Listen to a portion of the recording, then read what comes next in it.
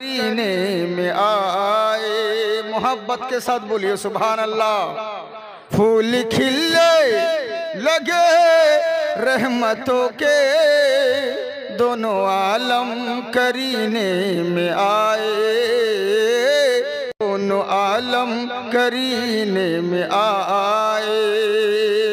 फूल खिलने लगे रहमतों के, दोनों आलम करीने में आए। ओ महीना दुल्हन बन रहा था, ओ महीना दुल्हन बन रहा था, जिस महीने में सरकार आए, जिस महीने में सरकार आए।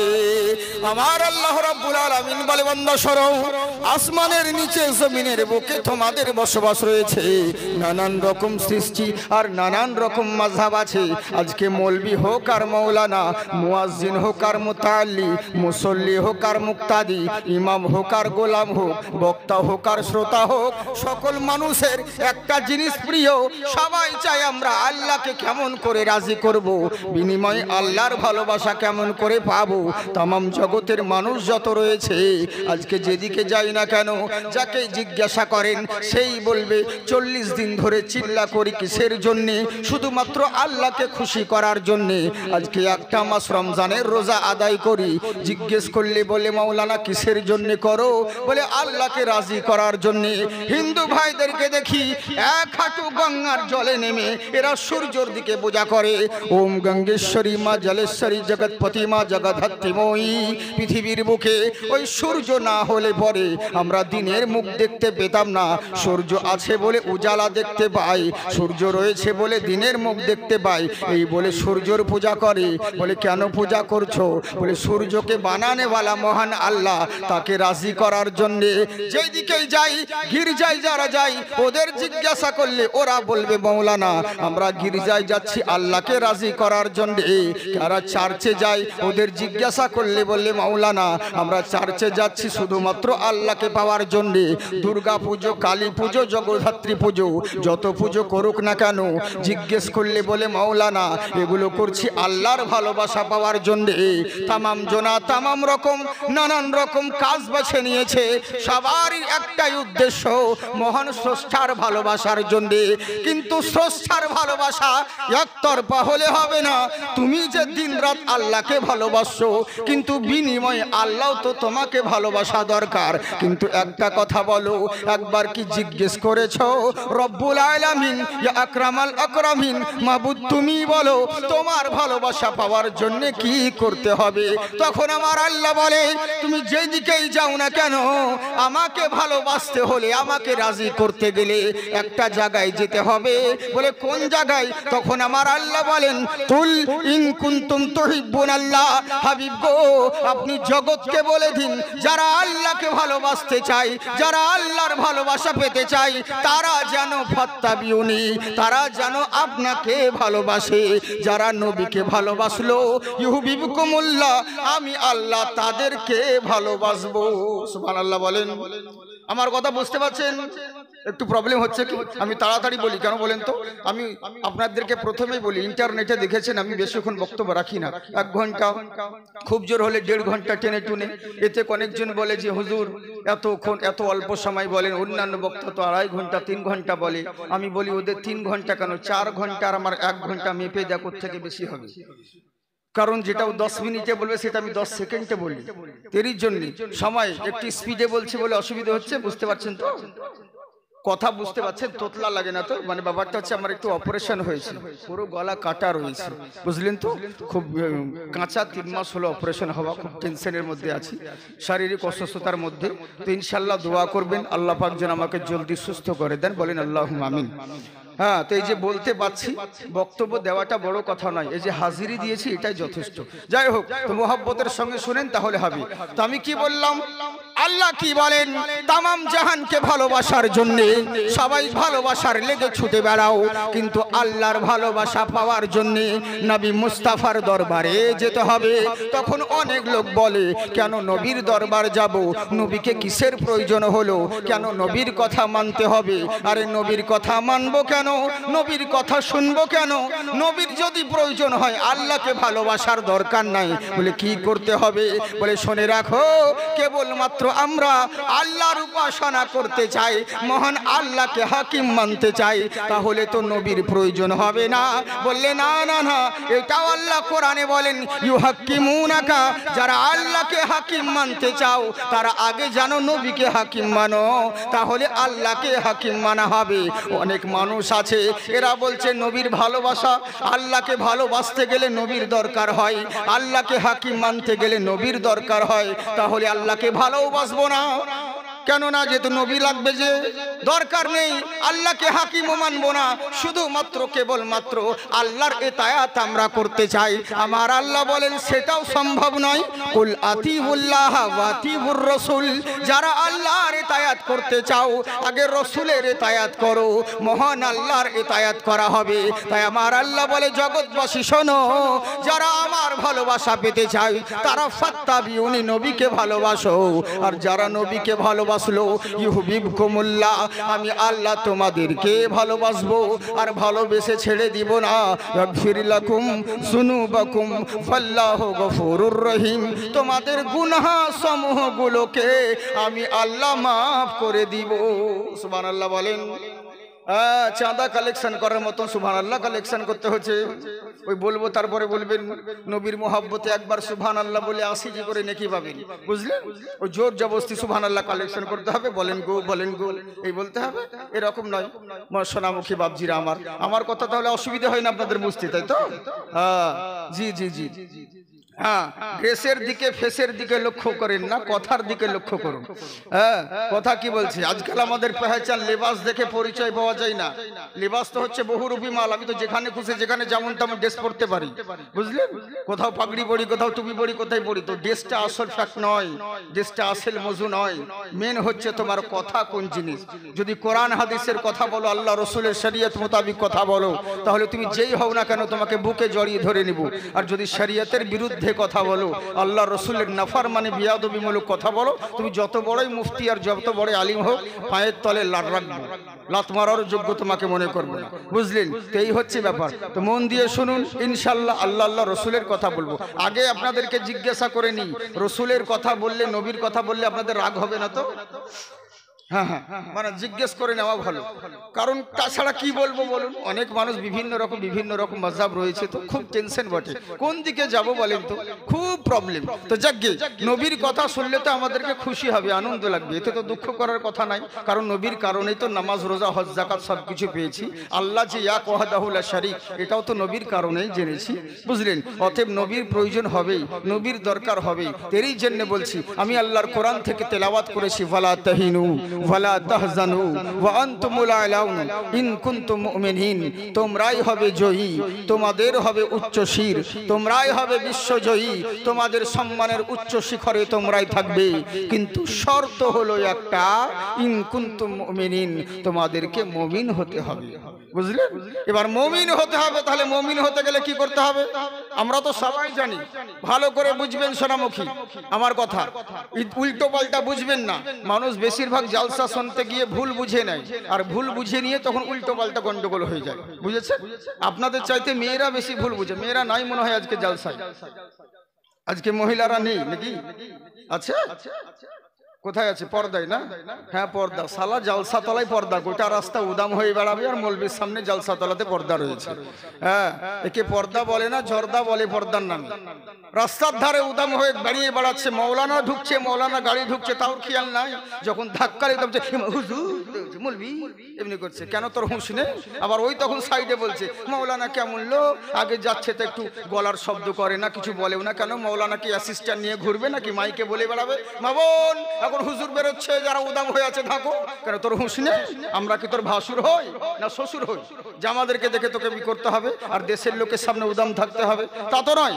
আমি হক কথা বলি বাবজি, হক কথা টক লাগে, কিন্তু যেদিন ধাক্কা খাবেন সেদিন পাক্কা হবেন। গুদা বাংলায় বলে ঠুকুন খেলেই চিকন হবে, বুঝেছেন? এই হচ্ছে ব্যাপার। তো যাকে ভুল বুঝবেন না, একটু মনোযোগ সহকারে শুনুন। হাত উঠিয়ে বলেন আল্লাহু আকবার।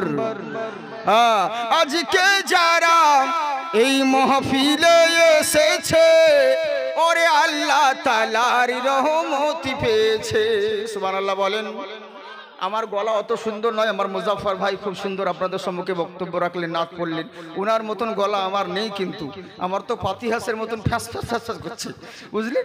তো যাকে তবু আল্লাহ পাক যাকে যেরকম আওয়াজ দিয়েছেন, তো উনার মতন আওয়াজ মিষ্টি আমার নেই, কিন্তু যেটুকু হচ্ছে আছে দু একটা কলি পড়ছি আপনাদেরকে, কমসে কম সুবহানাল্লাহ তো বলেন, জোরে বলেন সুবহানাল্লাহ। হ্যাঁ, দূর করিতে এলো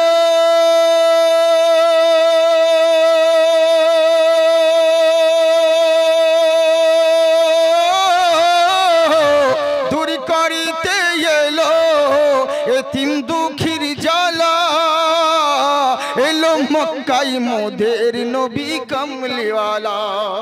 একবার মুহাব্বতে সবাই বলেন সুবহানাল্লাহ, বাড়বে তোমার ওই সম্মান, পড়ো সাল্লু আলাইহি সালাম, বলো সাল্লু আলাইহি সালাম। বাতাসের টানে টানে কোকিলের গানে গানে মাসে শুধু নবীর নাম, পড়ো সাল্লু আলাইহি সালাম, বলো সাল্লু আলাইহি সালাম। তাই আমার আল্লাহ রাব্বুল আলামিন বলে বান্দা শোনো, তোমরাই হবে জয়ী, তোমাদের হবে উচ্চশির, শর্ত হলো একটা, তোমাদেরকে মুমিন হতে হবে। এমন একটা দিন ছিল যদি তোমরা মুমিন হয়ে যাও, যেই দোয়া করবে আল্লাহ সেটাই কবুল করবে। এমন একটা দিন ছিল মুসলমান মুমিন যেই রাস্তা দিয়ে হেঁটে যেত, সেই রাস্তার দিকে মানুষের দিকে নজর করলে পরে সেই দিকে জয়লাভ করে নিত, মানুষের মন জয় করে নিত। মুসলমান যেই দিকে নজর করত সেই এলাকাকে জয়লাভ করে নিতেন। কোনো হাতিয়ারের প্রয়োজন ছিল না, কোনো ম্যাজিস্ট্রেটের প্রয়োজন ছিল না। কিন্তু চিন্তা করুন, এমন একটা দিন ছিল মুসলমান যেই দিকে যেত সেই দিকেই সম্মানের উচ্চ শিখরে থাকতো। এখন এমন একটা দিন চলে এসেছে যেই দিকেই মুসলিম যাচ্ছে সেই দিকেই লাঞ্ছিত আর পদদলিত অপমানিত হচ্ছে। এর জন্য বোঝা গেল এর জন্য দায়ী অন্য কোনো মোল্লা নয়, এর জন্য দায়ী কেবলমাত্র আমরা। তাই তো আমরা নয় বাবজি, আমরাই দায়ী। মুসলমানের ওপর দিক বিদিক যেদিকেই যাচ্ছি শুধু অত্যাচার আর জুলুম নির্যাতন চলছে। তখন এবার লোকে বলছে কি করব হুজুর, আল্লাহ কি করেছে? না না না, এই যত মুসিবত বালা আসছে এর জন্য কেবলমাত্র তোমরা দায়ী রয়েছো। বলে কেমন করে? আপনাদের এই মাকালগাছা গ্রামের ওই সামনে দেখলাম ওই জায়গা হয়তো রাস্তার ধারে কিছু দূর যেতে গিয়ে ধরুন একটা বড় জামের গাছ আছে। এবার মাকাল গ্লাসের হুজুররা সবাই মিলে, মুরব্বীরা এরা সবাই মিলে গাছের গোড়ায় চিন্তা করে এত বড় জামের গাছ, কেউ যদি থাকতো রে গাছে উঠে আমাদের জন্য জাম পেড়ে এনে দিত, আমরা সবাই মিলে ভাগ করে খেতাম। মনে মনে চিন্তা করছে।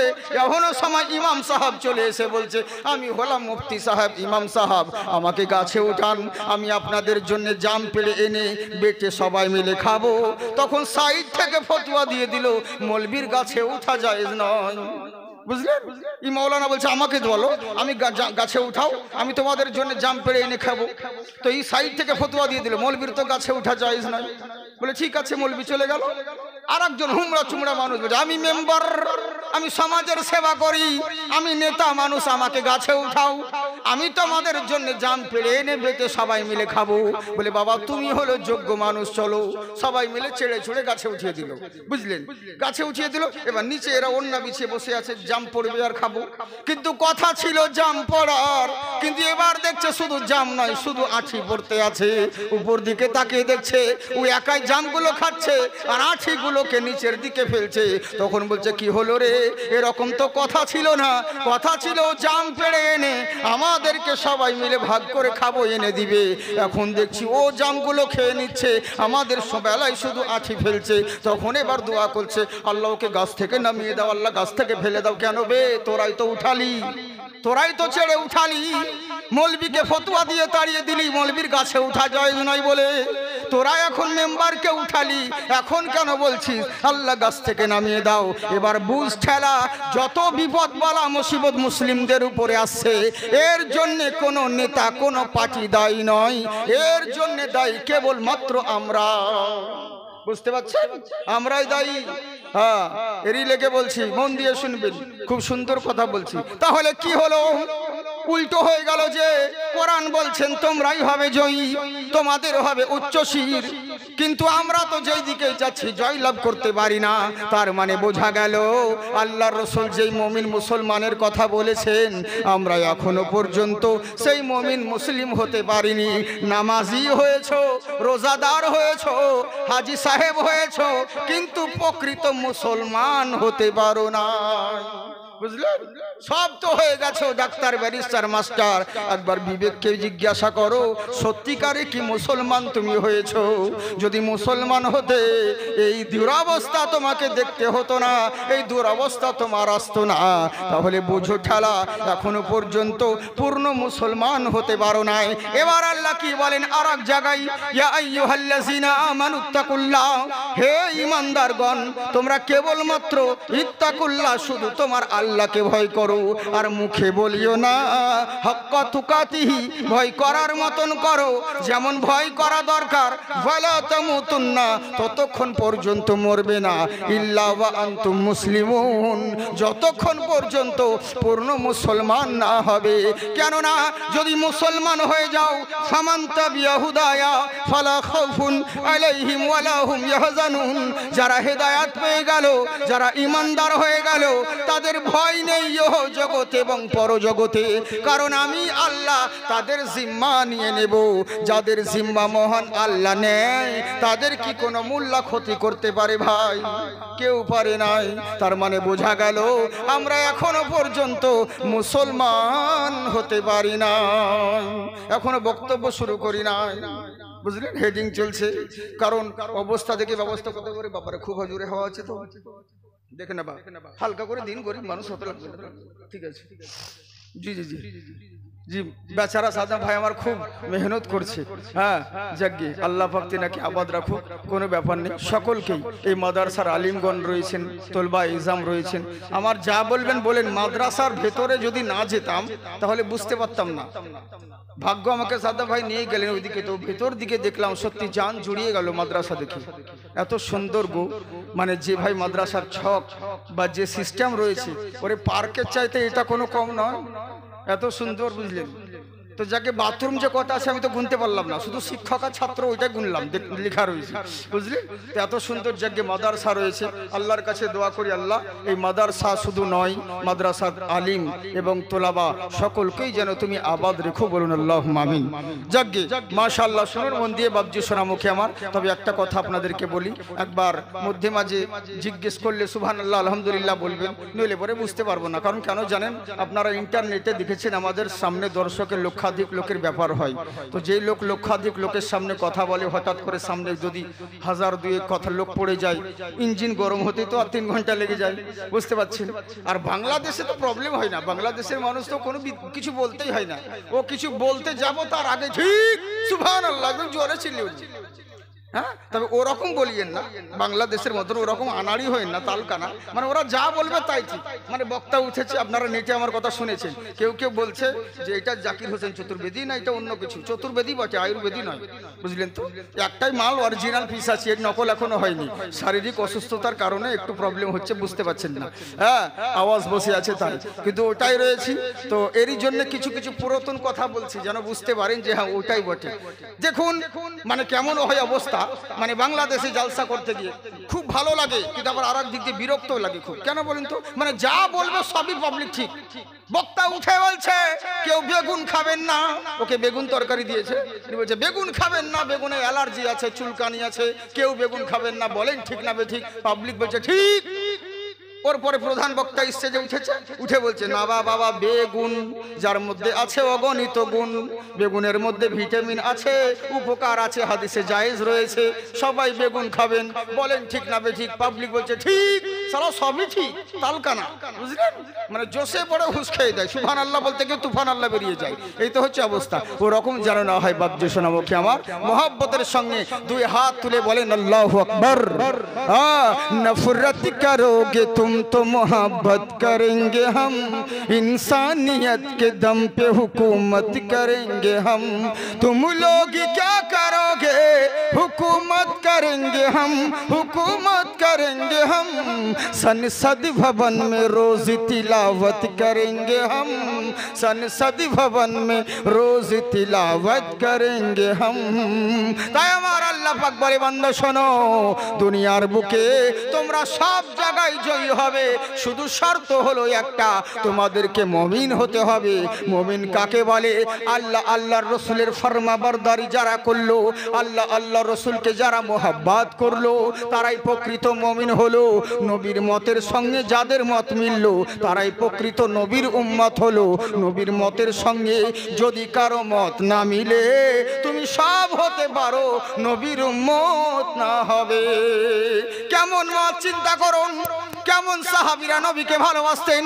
হযরতে আবু তালহা রাদিয়াল্লাহু তাআলা আনহু নবী মুস্তাফার দরবারে গেলেন, ইয়া রাসূলুল্লাহ, নবী গো, ফিদাকা আবি ইয়া উম্মি, আপনার পদতলে আমার পিতা মাতা কুরবান হয়ে যাক। হুজুর গো, আমাকে আল্লাহ একটা সন্তান দিয়েছে, দীর্ঘদিন ধরে অসুস্থ রয়েছে, হুজুর কিছু একটা ব্যবস্থা করুন।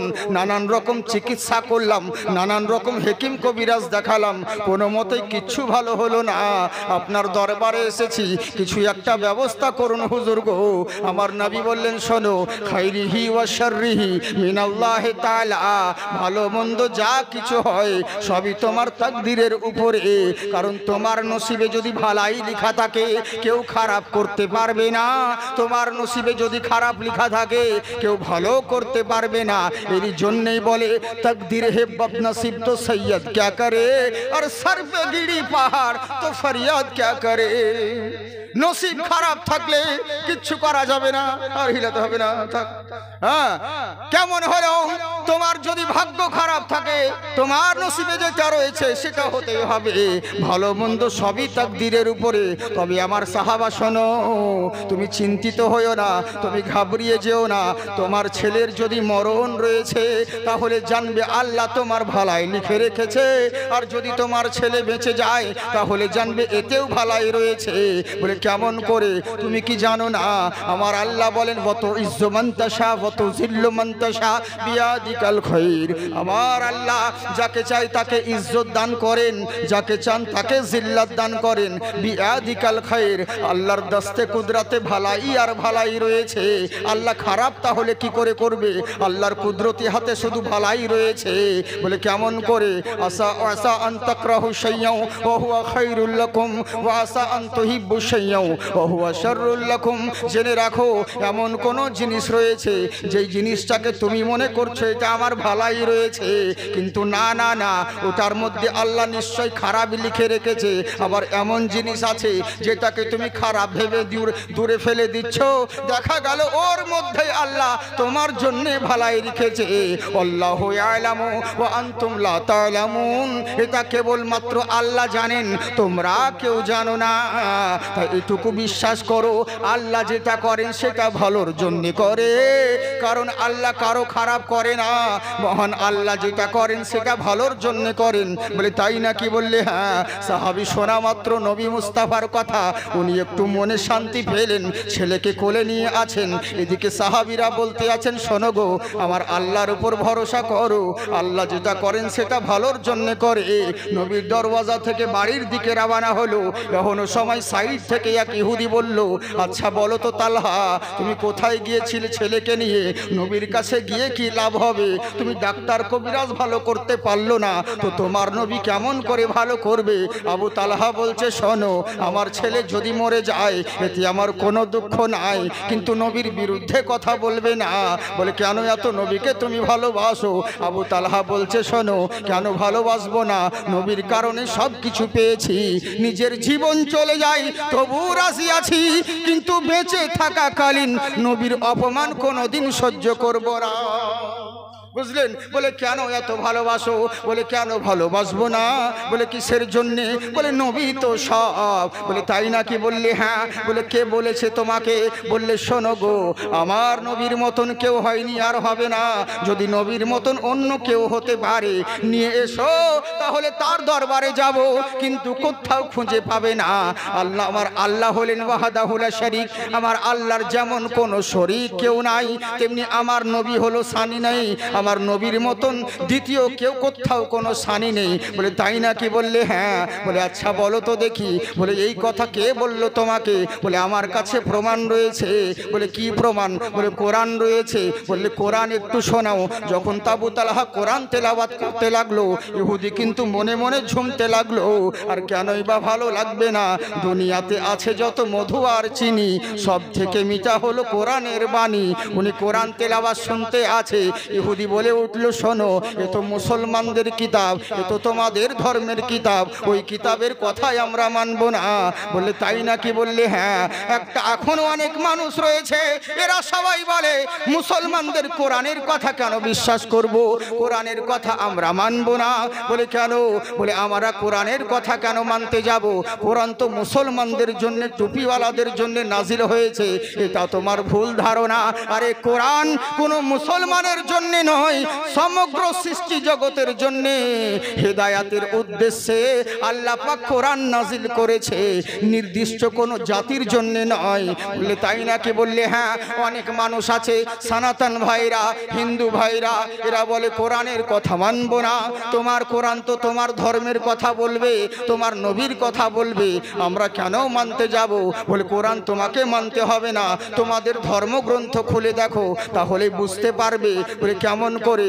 আজকে মসজিদে বলছো আজান দিতে দেব না, কোথাও কোথাও মাইককে ফেলে দিচ্ছ, মসজিদের মিনারে উঠে ফেসবুকে স্ট্যাটাস ছাড়ছো, মসজিদের মিনারে উঠে মাইক খুলে দিয়ে পতাকা টাঙাচ্ছ, বজরঙ্গি দলের পতাকা উত্তোলন করছো, লোককে দেখাচ্ছ দেখো আমরা কত ক্ষমতাবান, আমরা কত কি করতে পারি।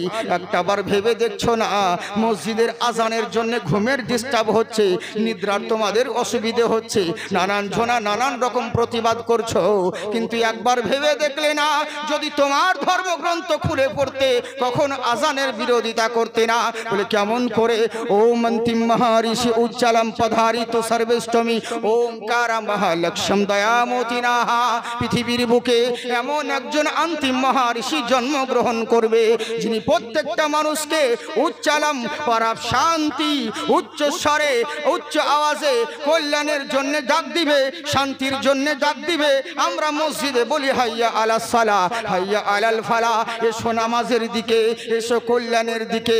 আমরা নামাজের জন্য, শান্তির জন্য মসজিদে ডাক দিই, কাউকে বোম মারতে ডাকি না, কাউকে দেশদ্রোহী করতে ডাকি না, আমরাও তো শান্তির জন্য ডাক দিই। তাই জগৎবাসী শোনো, ওই নবী অন্তিম মহারিষি উচ্চালম পরাপ শান্তি ইয়াম রূপম, পৃথিবীর বুকে প্রত্যেকটা মানুষকে উচ্চ স্বরে উচ্চ আওয়াজে কল্যাণের জন্য ডাক দিবে। বলে তাই নাকি? বললে হ্যাঁ। ওই নবীর ডাকে যদি সাড়া দিতে পারো, এখানেও মঙ্গলময় হবে, ওখানেও মঙ্গলময় হবে।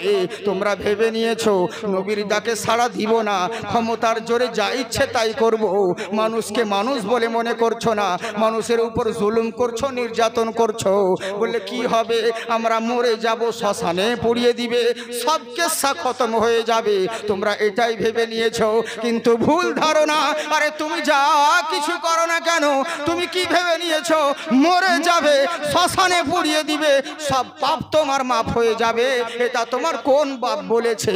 আরে জেনে রাখো, যমরূপম অতি ভয়ঙ্করম, পৃথিবীর বুকে যারা পরিমাণ যদি অন্যায় করে থাকো, কিঞ্চিত পরিমাণ যদি অপরাধ করে থাকো, তাহলে জেনে রাখো মরার পরে শ্মশানে পুড়িয়ে দিলে পরিত্রাণ কোনোদিন পাবে না। যমরূপম অতি ভয়ঙ্কর, তোমার জন্যে চূড়ান্ত সিদ্ধান্তের জন্যে ভয়ঙ্কর শাস্তির ব্যবস্থা করা আছে মহান স্রষ্টার দরবারে। আমাদের মুসলমানরাও তাই ভাবে আমরা মরে যাব, আমাদেরকে কবরে দাফন করে দিবে, তাহলে সব কিস্সা খতম হয়ে যাবে, সব ঝামেলা চুকে যাবে। এটা তোমার ভুল ধারণা। কাইফা তাকফুরুনা বিল্লাহি ওয়া কুনতুম আমওয়াতান ফাআহইয়াকুম সুম্মা ইউমীতুকুম সুম্মা ইউহয়িকুম সুম্মা ইলাইহি তুরজাউন। কি করে অস্বীকার করো রে? দুনিয়ার মায়ায় পড়ে তোমার আল্লাহকে ভুলে গেলে। আজকে বিশাল বড় বক্তা হয়েছো, আজকে বিশাল বড় তক্তা হয়েছো, আজকে বিশাল বড় ডাক্তার হয়েছো, আজকে বিশাল বড় মাস্টার হয়েছো। একবার ভেবে দেখো, তোমার নাম ছিল না, তোমার ঠিকানা ছিল না, তোমার অস্তিত্ব ছিল না, তোমার কোনো পরিচয় ছিল না। দুনিয়ার মানুষ তোমাকে কেউ চিনতো না, কেউ জানতো না। আমি আল্লাহ ওয়া কুনতুম আমওয়াতান, তুমি একদিন মৃত ছিলে, ফাআহইয়াকুম, আমি আল্লাহ তোমাকে জীবিত করেছি। আর জীবিত করে আমার জীবন পেয়ে যা ইচ্ছে তাই করে বেড়াচ্ছ। কিন্তু জেনে রাখো, আজকে হিরো রয়েছো, কালকে জিরো হতে হবে। আজকে মস্তিয়েছো, কালকে পস্তাতে হবে। এই জীবন শেষ জীবন নয়। সুম্মা ইউমীতুকুম, তোমাকে মৃত্যু দেব, তোমাকে মৃত্যু বরণ করতে হবে। আর কি ভেবে নিয়েছো মরে গিয়ে কবরে নামিয়ে দিবে, সব কিস্সা খতম হয়ে যাবে, মাটি দিয়ে চলে আসবে, সব পাপ মাফ হয়ে যাবে? না না না, সুম্মা ইলাইহি তুরজাউন। কঠিন সিদ্ধান্তের জন্য খোদার কাঠগড়ায় হাজির হতে হবে। বুঝতে পারছেন আমার কথা? বুঝতে পারছেন আপনারা? অসুবিধা হয় না তো? হ্যাঁ হ্যাঁ হ্যাঁ, মানে একটু তাড়াতাড়ি স্পিডে বলি তো, এরই লেগে। কেন বলুন তো, বহুত কথা বলতে হয়। আমি সালাম দিয়ে দিয়ে বক্তব্য শুরু করে দিই। ওই দিক সিদিক ইদিক সেটা, জামা ঠিক করব, মাইক ঠিক করব, ওই ভকার স্টাইল করতে আধা ঘন্টা শেষ, ওরকম করি না, বুঝলেন? আমার কথা হচ্ছে আধা ঘন্টা বক্তব্য দাও, দরকার নেই তোমাকে 2 ঘন্টা 2.5 ঘন্টা বক্তব্য দিতে হবে। আধা ঘন্টা দাও, কিন্তু যেন আধা ঘন্টা 2 ঘন্টার কাজ করতে পারো, এটা যেন হয়। আর যদি আপনাদের অসুবিধা হচ্ছে তো বলেন, ধীরে ধীরে ধীরে বলছি। ধীরে ধীরে বলতে গেলে বহু সময় লেগে যাবে, চলবে না। ওরকম ভাই বলবো, যেমন ধরুন আজকাল যেমন আমাদের জীবনী হচ্ছে, আমাদের ওই সব দিকে উত্তরবঙ্গের দিকে খুব জীবনী হয়, বুঝলেন তো? এইরকম শুন, হযরতে আব্দুল্লাহ বাণিজ্য করতে যাচ্ছে, কানে হাত দিয়ে, মা আমিনায় আমার টুকটুক করে দেখতে আছে। যা সালা 10 সেকেন্ডের কথা 10 মিনিট লেগে যায়, বুঝলেন? আর আমি তা নয়, শর্টকাটে। আব্দুল্লাহ বাণিজ্যে যাচ্ছে, মা আমিনা দেখতে আছে, কেসা খতম, 10 সেকেন্ডে শেষ, বুঝলেন? এই হচ্ছে ব্যাপার। এরই লেগে টাইমের দিকে লক্ষ্য রাখবেন, বুঝলেন তো? অনেক জনা বলে যে এত তাড়াতাড়ি ছেড়ে দিল কেন, কিন্তু টাইমিং এর দিকে দেখো। আর ওরকম করে বললে তো বহু সময় লেগে যাবে। তো যাকে অসুবিধা নেই, আপনারা শুনবেন তো? কারা কারা শুনবেন না হাত উঠান? শুনবেন না? হ্যাঁ, বাবা বাবা, হাই রে জোশ, খুব ভালো। আপনারা খুব ভালো মানুষ, তো ভালোভাবেই শুনছেন। হ্যাঁ, বুঝতে পারছি তো, না ভালোই, আপনাদের ধ্যান ভালোই আছে। কারণ কি আর বলবো, ওই রকমই হয়। রাত 12টার পরে জালসা শুনলে পরে শ্রোতাদের মন ওরকমই থাকে। বক্তা বলে এক, পাবলিক শোনে এক। আপনারা তো শুনেছেন আমার ইন্টারনেটে কথা কিরকম, মানে বক্তা রাত্রিবেলায় জালসা করে স্টেজে বলেছে যে পাগড়ি পরবেন আপনারা, কারণ পাগড়ি পরে নামাজ পড়লে জামাতের থেকে 70 গুণ নেকি বেশি পাবেন, সব বেশি পাবেন।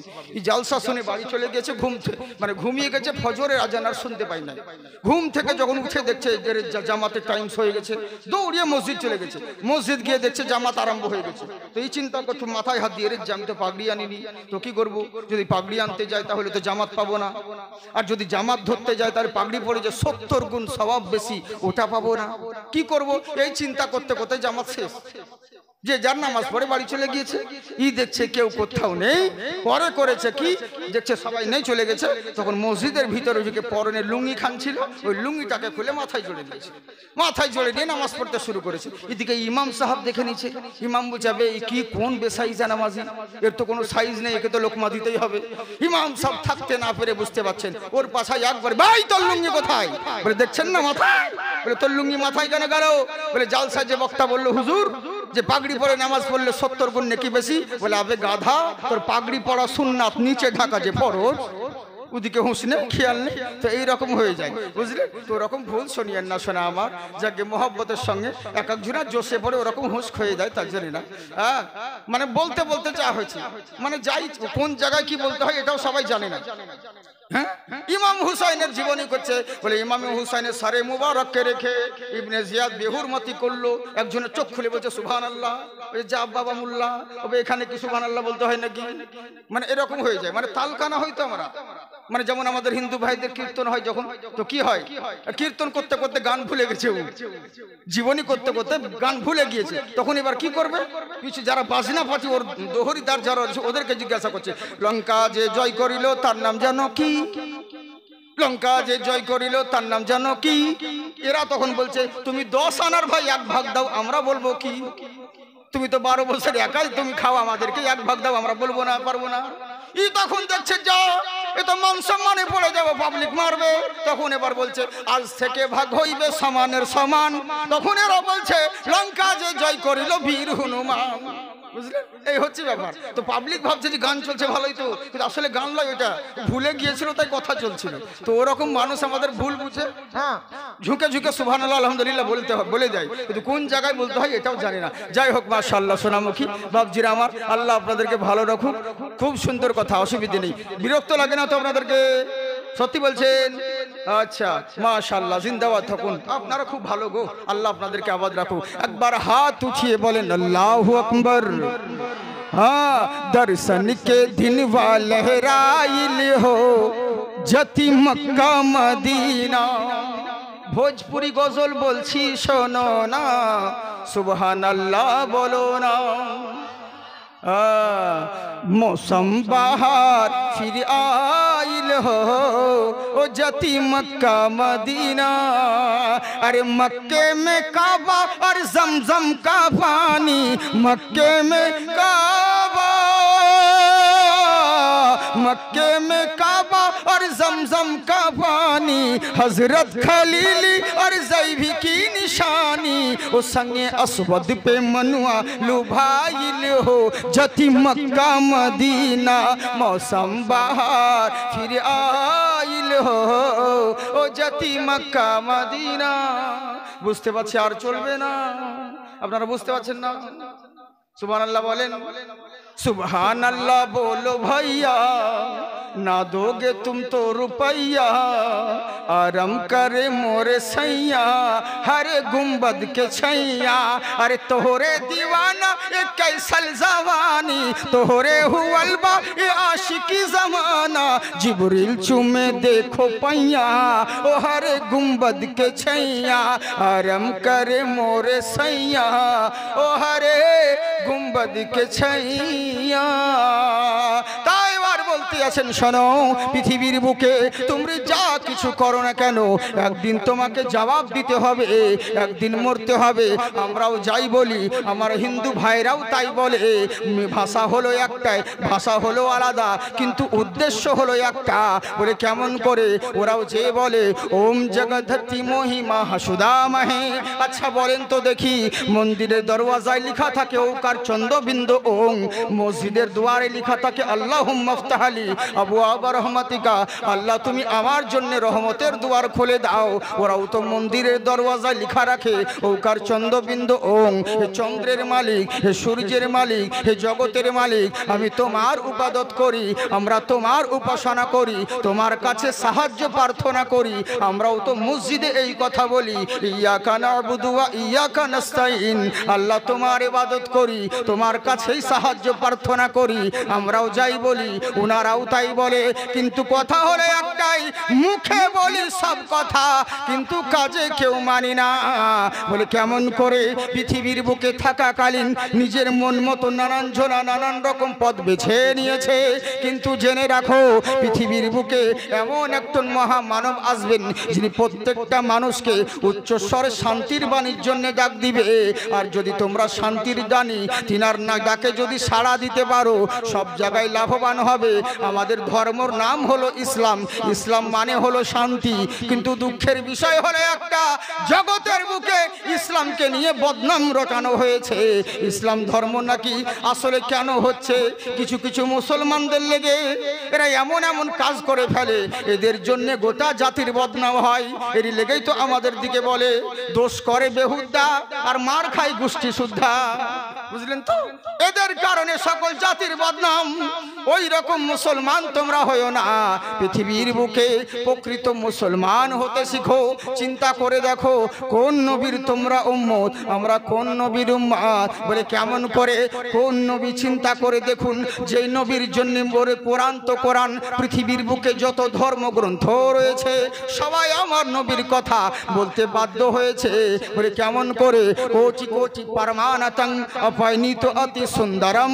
পৃথিবীর বুকে কোটি কোটি রকমের সৃষ্টি রয়েছে, কিন্তু নবীর মতন দ্বিতীয় কোনো সৃষ্টি পাবে না। নবীর মতন এই লোকটা, নবীর মতন ওই লোকটা, নবীর মতন এই জিনিসটা, কারোর সঙ্গে উদাহরণ যে দিবে এমন কোনো সৃষ্টি খুঁজে পাবে না।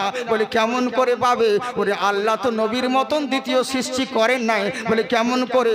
আব্বাস বলছে ভাতিজা, ও আমার ভাতিজা মুস্তফা, তোমাকে একটু মিলাদ শোনাই। বলে বলো চাচা। বলে তুমি যখন জমায়ের পেটে ছিলে তোমার অনেক অলৌকিক ক্ষমতা দেখেছি।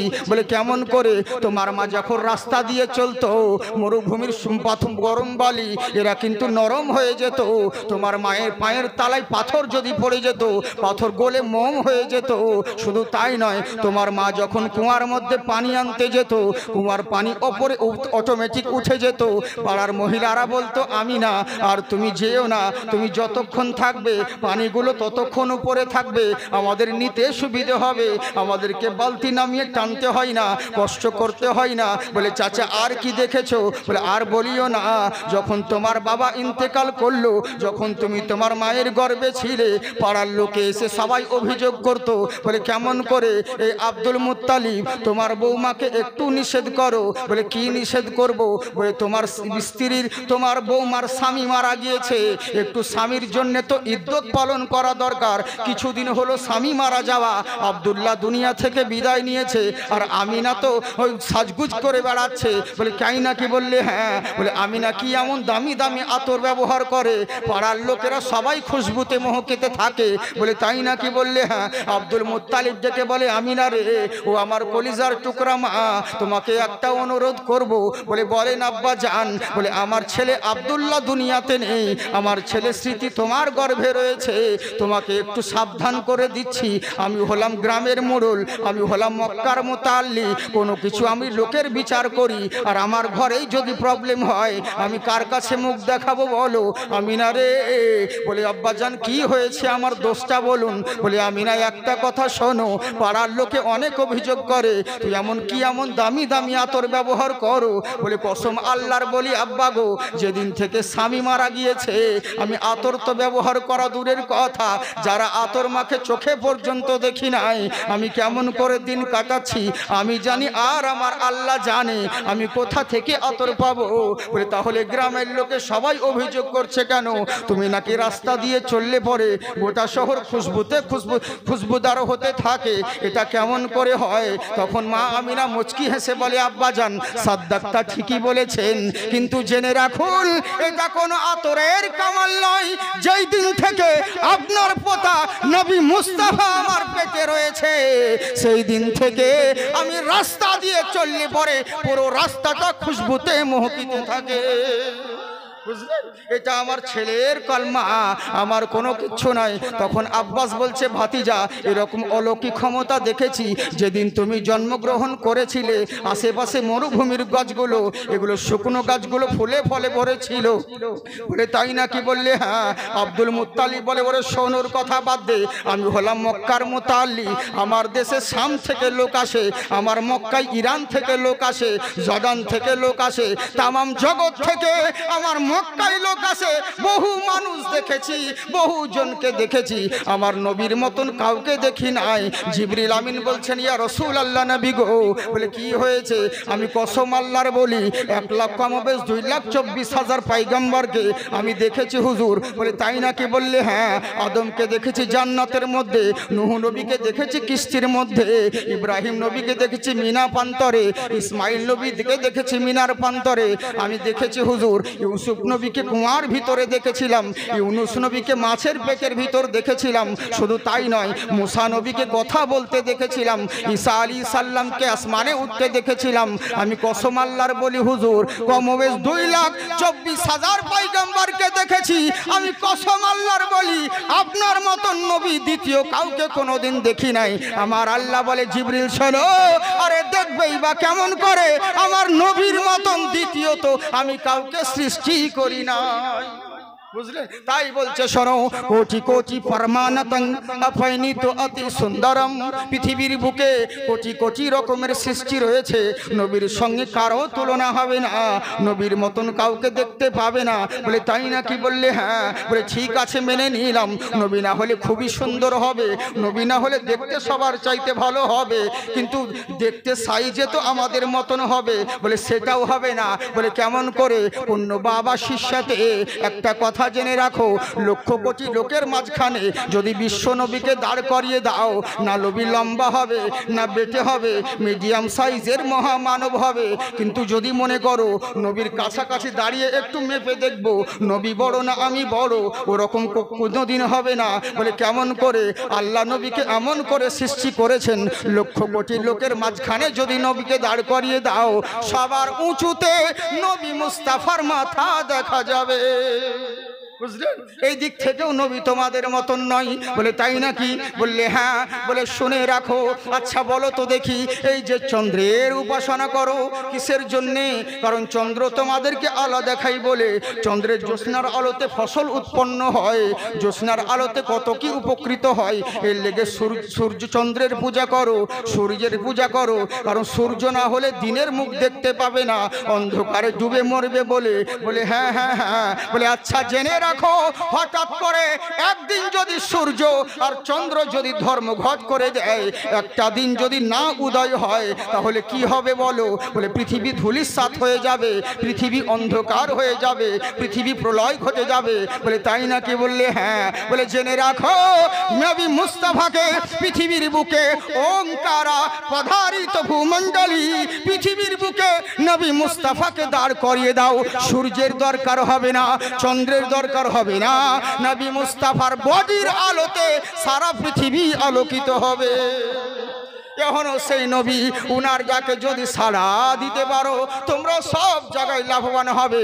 ওরে নবী শুধু মুসলমানদের জন্য নয়, জাকির হোসেনের যেই নবী, জয়দেবেরও সেই নবী, শঙ্করের যেই নবী, আব্দুল খালেকের যেই নবী, আব্দুল সাদ্দামের যেই নবী, জেনে রাখো বিষ্ণু দাসেরও সেই নবী।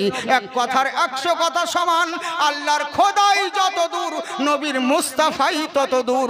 সমগ্র সৃষ্টি জগতের জন্যে রব হলেন মহান আল্লাহ, তেমনি সমগ্র সৃষ্টি জগতের জন্য রহমত হলেন রাসূলুল্লাহ।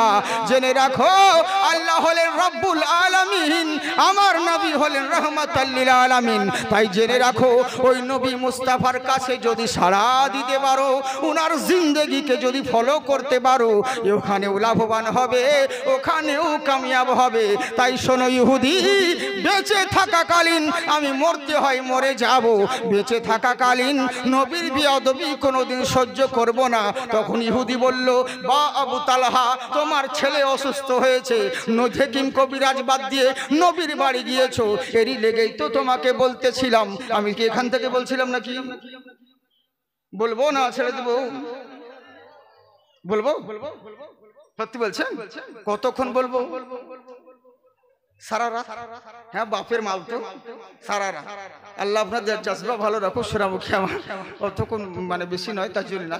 কারণ জানেন তো আজকে জুম্মার দিন, এই জুম্মার দিনের জন্য খুব মাথায় সকলের টেনশন থাকে, বুঝতে পারছেন? কারণ ইমামতি কঠিন জ্বালা। আমি তো করি না, মাঝে মধ্যে এক জুম্মা মানে ভাগ করা আছে, এখানে এক জুম্মা ওখানে এক জুম্মা, তো জুম্মা পড়াতে হয়। তো জুম্মা জানেন তো কি আবার সিস্টেম, ইমামতি যে ইমাম সাহেব আছে বলে, ভার বলিয়েন না জাকির ভাই, এত জ্বালা সত্যি, যে ইমামতি করা খুব জ্বালা গো। গ্রামের ওড়ে হচ্ছে এক মসজিদ, গ্রামের শেষে, এবার রমজান মাস, যাদের কাছে বাড়ি যাদের দূরে বাড়ি রমজানের সেহরির জন্য মৌলানা ডাক দেয় শুনতে পাই না, ওরা তখন মসজিদের কাছে ইদারায় পানি নিতে আসছে আর মৌলবীকে শুনিয়ে শুনিয়ে বলে, আচ্ছা গ্রামের মৌলরা মৌলবী রেখেছে বোন, শুধু খেয়েছে দেশ আর ঘুমিয়ে থাকছে, হ্যাঁ কোনো সাড়া শব্দ কিছু দেয় না, কিছু বলে না, আমরা সেহরি রান্না করতে পারছি না, এই কথা বলে মানে টানা দিচ্ছি।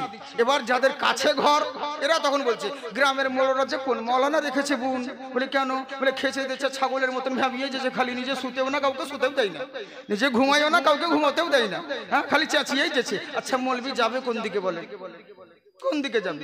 এক গ্রামে যাচ্ছে, বলছে তুমি কিয়াম দরুদ করো, বলেন না, বলে আমাদের এখানে কিয়াম দরুদ হয়, তাহলে তো তোমাকে নেওয়া যাবে না, চলবে না, ভাগো।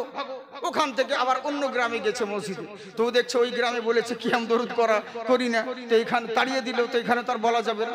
এরা এইখানেও জিজ্ঞাসা করছে, তুমি দরুদ কিয়াম করো, বলে হ্যাঁ করি, বলে আমাদের এখানে তো দরুদ কিয়াম চলে না, চলবে না, তোমাকে রাখা যাবে না। মৌলবী কি করবে বুঝলে, এই হচ্ছে ব্যাপার। আমাদের কেউ নাই সোনামুখী, আমাদের উঠতেও মানে দোষ, বসতেও দোষ, মৌলবীদের কঠিন জ্বালা। মৌলবী যা বলবে, বাংলাদেশের এক মৌলবী শুধু বলেছে মুরব্বী, বাস ওইটাই ভাইরাল। কোন বাচ্চা বলছে দুঃখ করে প্লিজ ক্ষমা করে দাও, বাস ওইটাই চলে যাচ্ছে, মানে যা বলবো সেটা প্রবলেম। হ্যাঁ ওয়াজ করতে করতে বক্তার লুঙ্গি পর্যন্ত খুলে যাচ্ছে গো, কিন্তু সমাজ হেদায়েত হয় না। আর এই দিক সেদিক করে মৌলবী যেটাই বলছে, ভালো জিনিসগুলোকে নয়, যে কোনো একটা খারাপ নেগেটিভ জিনিসকে তুলে নিয়ে ওটাকে নিয়ে এসে যা ইচ্ছা তাই। হায় রে হায় রে হায় রে হায় রে, কি বলবো, দুঃখের কথা ভাবছি, সমাজের খুব দুরবস্থা চলছে, কোন দিকে যাব কথা ভাবনা চিন্তা করে বলতে হয়।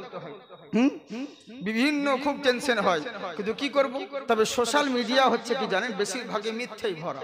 কেমন করে, যেমন ধরুন আপনাকে সামনে কেউ কিছু বলতে পারবে না, কিন্তু সোশ্যাল মিডিয়া এমন একটা জারিয়া যে গাইল দেওয়ার সুযোগ ওইটাই, পিছনে ওখানে গাল দিবে আপনাকে, কিন্তু আপনি বুঝতে পারবেন না কে গাল দিচ্ছে, বিভিন্ন রকম আইডি নাম করে, বুঝেছেন তো, এই হচ্ছে ব্যাপার। তো যাক, তবে এক একটা মানুষ আছে খুব ভদ্র, এক একজন মানুষ খুব ভদ্র। সেদিন একটা আলিমকে, একটা বিশাল বড় আলিমকে কি বলছে জানেন, বলছে আপনি তো একদম আনারি হুজুর, এটাই বলতাম, কিন্তু হুজুর বলে সম্মানের লেগে কিছু বললাম না, মানে বলে দিয়েছে তারপর বলছে সম্মানের লেগে কিছু বললাম না। এই তো হচ্ছে আমাদের অবস্থা। যাক, আল্লাহ সকলকে হেদায়েত করুক। একবার মহব্বতের সঙ্গে বলেন আল্লাহু আকবার, হাত উঠিয়ে বলেন আল্লাহু আকবার। হ্যাঁ সবাই উঠাচ্ছেন না, আবার ইয়ারাই ভোটের সময় লুঙ্গি তুলে বলবে ইনকলাব জিন্দাবাদ, বডি থাকবে মাথাবাদ, বডি পাকিস্তান মাথা কারগিল। কতজন আবার কি বলে জানেন, বলে জাকির ভাই তুমি বলো আমরাবাদ, যদি করো প্রতিবাদ ঘর থাকবে মুন্ডুবাদ। আমি বলি ভয় করি না বে, আমারও জন্মস্থান মুর্শিদাবাদ, বুঝলে। তো যে হাত আল্লাহ আল্লাহ রসুলের নামে উঠে, সেই হাতে কোনোদিন লাকুয়া পড়ে না। একবার হাত উঠিয়ে বলেন আল্লাহু আকবার, মাশাআল্লাহ সুবহানাল্লাহ, জিন্দাবাদ থাকুন। কি বলছে দেখুন, খুব সুন্দর কথা আপনাদেরকে বলি। তবে আমার সাথে সাথে আমার মা বোনরা রয়েছে, মা বোনদের জন্য একটা কিছু বলাই দরকার। তবে থাক, আর বলে লাভ নেই, মা বোনদের ব্যাপারে কিছু বলবো না, ওদের ওয়াজ করবো না। হ্যাঁ ওদের ওয়াজ করার দরকার নেই, মা বোনদের ব্যাপারে আর কি বলবো, কারণ ওদের ব্যাপারে শুধু বলাই হচ্ছে, কিন্তু একাই খাচ্ছে, আমাদেরকে তো দেয় না, একাই খাচ্ছে। লক্ষ্মী ভান্ডার টাকা শুধু আমাদের দোয়াতে পেয়েছে, 500 ছিল 1000 হয়েছে। অনুরোধ করবো মা বোন, তোমরা একাই খেও না, একটা মাসের টাকা দান করিও মাদ্রাসায়, মাকালগাছা মাদ্রাসাতে একটা মাসের টাকা দান করবে, 11টি মাস তোমরা খাও, অসুবিধে নেই। আর যদি না দান করো তো এমন দোয়া করবো, বুঝতেই পারছো, হ্যাঁ উল্টো পাল্টা সব ফাঁকা, এমন দোয়া করবো শেষবেলা দেখবে তোমার ফিঙ্গারই মিলবে না, টিপ দিতে গিয়ে ফিঙ্গারই আসবে না। হ্যাঁ আর যদি দান করো তাহলে দোয়া করবো আল্লাহ এখন 1000 দিচ্ছে, যেন এবার ভুল করে অন্য জনের অ্যাকাউন্টের টাকা তোমাদের অ্যাকাউন্টে ঢুকে যায়। হ্যাঁ মা বোনরা বলবে দারুণ বলবে, আমাদের বলবি আমাদের হুজুর। কারণ মেয়েদের বিরুদ্ধে কথা বলা উচিত নয়, কেন জানেন তো, আমি একটা দিন জালসা করে চলে যাব, কিন্তু বিপদে পড়বে এখানকার ইমামগুলো, মৌলানাগুলো। কেন বলুন তো, কারণ ওদের ভাত আপনাদেরই হাতে, মেয়েদেরই হাতে। আপনাদের যখন বাড়িতে পানি পড়বে, তখন তো আপনারা শাকসবজি এনে চলে যাবেন, রান্না বান্না করবে ওরা। যদি ভাতের তলে বীজ ভরে দেয়, তাহলে মৌলবীকে আর জালসা করতে হবে না, জানাজা পড়তে হবে ভাই। এরই লেগে বলছে মা বোন তোমরা খুব ভালো, তোমরা দুঃখ করো না, ও আমাদের দিকের মেয়েদের কথা বলছি, তোমরা তো ভালো, আল্লাহ তোমাদেরকে ভালো রাখো। বুঝতে পারছেন কেমন মা, চিন্তা করুন। এবার আবু তালহা রাদিয়াল্লাহু তাআলা আনহু বাচ্চাকে কোলে করে নিয়ে বাড়ির দিকে রওনা হলো। বিবি জিজ্ঞাসা করে, স্বামী গো, নবীর দরবারে গিয়েছিলেন, কি বলল, আমার ছেলে সুস্থ হবে না মরে যাবে? তখন আবু তালহা বলছে, বিবি রে, আমার আল্লাহ আল্লাহ যা করেন সেটা ভালোর জন্য করে, এটাকে বিশ্বাস রাখতে হবে। আচ্ছা আপনারা জানেন তো আল্লাহ যা করে ভালো করে না খারাপ করে? হ্যাঁ ভালো করে। হিন্দু ভাইরা যত যে কোনো ধর্মাবলম্বী ভাইদেরকে বলবো আমার কথা মন দিয়ে শুনেন, খুব সুন্দর কথা বলছি, যেটুকু কথা বলবো শিক্ষণীয় বিষয়। একটা কথা জেনে রাখবেন, মহান স্রষ্টা যেটা করেন সেটা ভালোর জন্য করে, কখনো কারো ক্ষতি করে না। তাহলে একটা গল্প বলে দিই আপনাদেরকে, শুনবেন না ছেড়ে দেবো বলেন? শুনবেন তো? হ্যাঁ, এক সওদাগর বাদশা ছিল, সওদাগর বাদশা, কিন্তু ওর চাইতে ওর গোলামের ঈমান মজবুত ছিল। গোলাম শুধু একটাই, আমরা যেমন কেউ সুবহানাল্লাহ আলহামদুলিল্লাহ সুবহানাল্লাহ আলহামদুলিল্লাহ বলি, ওই গোলামটা শুধু একটাই তাসবিহ করত, আল্লাহ যা করে ভালোর জন্য করে, আল্লাহ যা করে ভালোর জন্য করে, আল্লাহ যা করে ভালোর জন্য করে, এই কথাই শুধু বারবার রটে যেত। হঠাৎ একদিন সওদাগর বাদশা বলে উঠল, গোলাম রে, ঈমান তাজা হয়ে যাবে, মন দিয়ে শোনেন, কত সুন্দর কথা, শিক্ষার কথা। কি বলছে সওদাগর বাদশা? বলছে, গোলাম রে, দেখতো আমার আঙুলে কি হয়েছে, পোকা লেগেছে মনে হচ্ছে, টিস টিস করে যন্ত্রণা করছে, ব্যথা হচ্ছে। গোলাম বলছে, সত্যি তো, আল্লাহ যা করে ভালোর লেগে করে। বাদশা রেগে গেছে, আর ঈমান কমজোরি তো। বলছে, হেকিম ডেকে নিয়ে আই। হেকিম কবিরাজ ডেকে আনা হলো। হেকিম কবিরাজ বলছে, বাদশা মশাই, এর যে আপনি তো দেরি করে দিয়েছেন। বলে, কেমন করে? বলে, আপনার আঙুলটা পুরো আঙুলে ইনফেকশন ছড়িয়ে গেছে, যদি জীবাণুমুক্ত জীবন যাপন করতে চান শুধু এইটুকু কাটলে হবে না, পুরো আঙুলটাই কেটে বাদ দিতে হবে, নইলে অন্যদিকে ইনফেকশন ছড়িয়ে যাবে। তখন বলছে, তাই নাকি? বললে, হ্যাঁ। পাশে গোলাম বসেছিল, বলছে, আল্লাহ যা করে ভালোর লেগে করে। বাদশা মনে মনে রাখছে, বুঝলেন, আসলে ঈমান কমজোরি হলে যা হয়। এবার করলো কি, হেকিম কবিরাজ আঙুল খানা কেটে দিয়ে চলে গেল, ওষুধ লাগিয়ে ব্যান্ডেজ করে যখন হেকিম চলে গেল। এবার বাদশা সওদাগর গোলামকে বলছে, গোলাম দেখ, আমার 5টা আঙুল ছিল রে, এখন 4টে হয়ে গেল, একটা আঙুল কেটে বাদ দিতে হলো। গোলাম বলছে, আল্লাহ যা করে ভালোর লেগে করে। ই মনে মনে রাগ হলো, ভালো করে না খারাপ করে, তোকে দেখাবো মজা, দাঁড়া একটু সুস্থ হই। করলো কি, কিছুদিন পরে সুস্থ হওয়ার পরে এবার তখন সওদাগর বাদশা গোলামকে ডেকে বলে, গোলাম রে, বালাখানায় আর মন টিকছে না, চল একবার ঘুরে আসি, জঙ্গল থেকে শিকার করতে যায়। তখন গোলাম বলছে, চলেন হুজুর, আল্লাহ যা করে ভালোর লেগে করে, মানে ওর শুধু ওটাই মুখে ছিল, বিশ্বাস ছিল।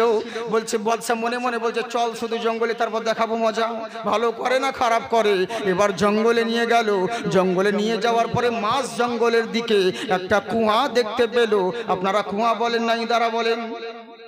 কুয়া, হ্যাঁ, যাকে বলে চাল ভাজা তাকে বলে মুড়ি, যেই ছোট থাকে ওই হয় বুড়ি। এক এক জায়গার বলি, এক এক জায়গার গালি, এর লেগে যেমনি কলি তেমনি চলি, বুঝতে পারছেন তো? এটাকে জিজ্ঞেস করে নেওয়া ভালো। হ্যাঁ, কুয়া, ওই ইঁদারা কুয়া একই জিনিস। কুয়া দেখতে পেল। বাদশা সওদাগর বলছে, গোলাম রে, একবার দেখতো কুয়ার ভিতর পানি আছে কিনা। তখন এবার গোলাম পানি আছে কিনা এই বলে যেমন উগুর হয়ে দেখতে যাবে, বাদশা করেছে কি, তার পা দুটোকে ধরে কুয়ায় ফেলে দিয়েছে।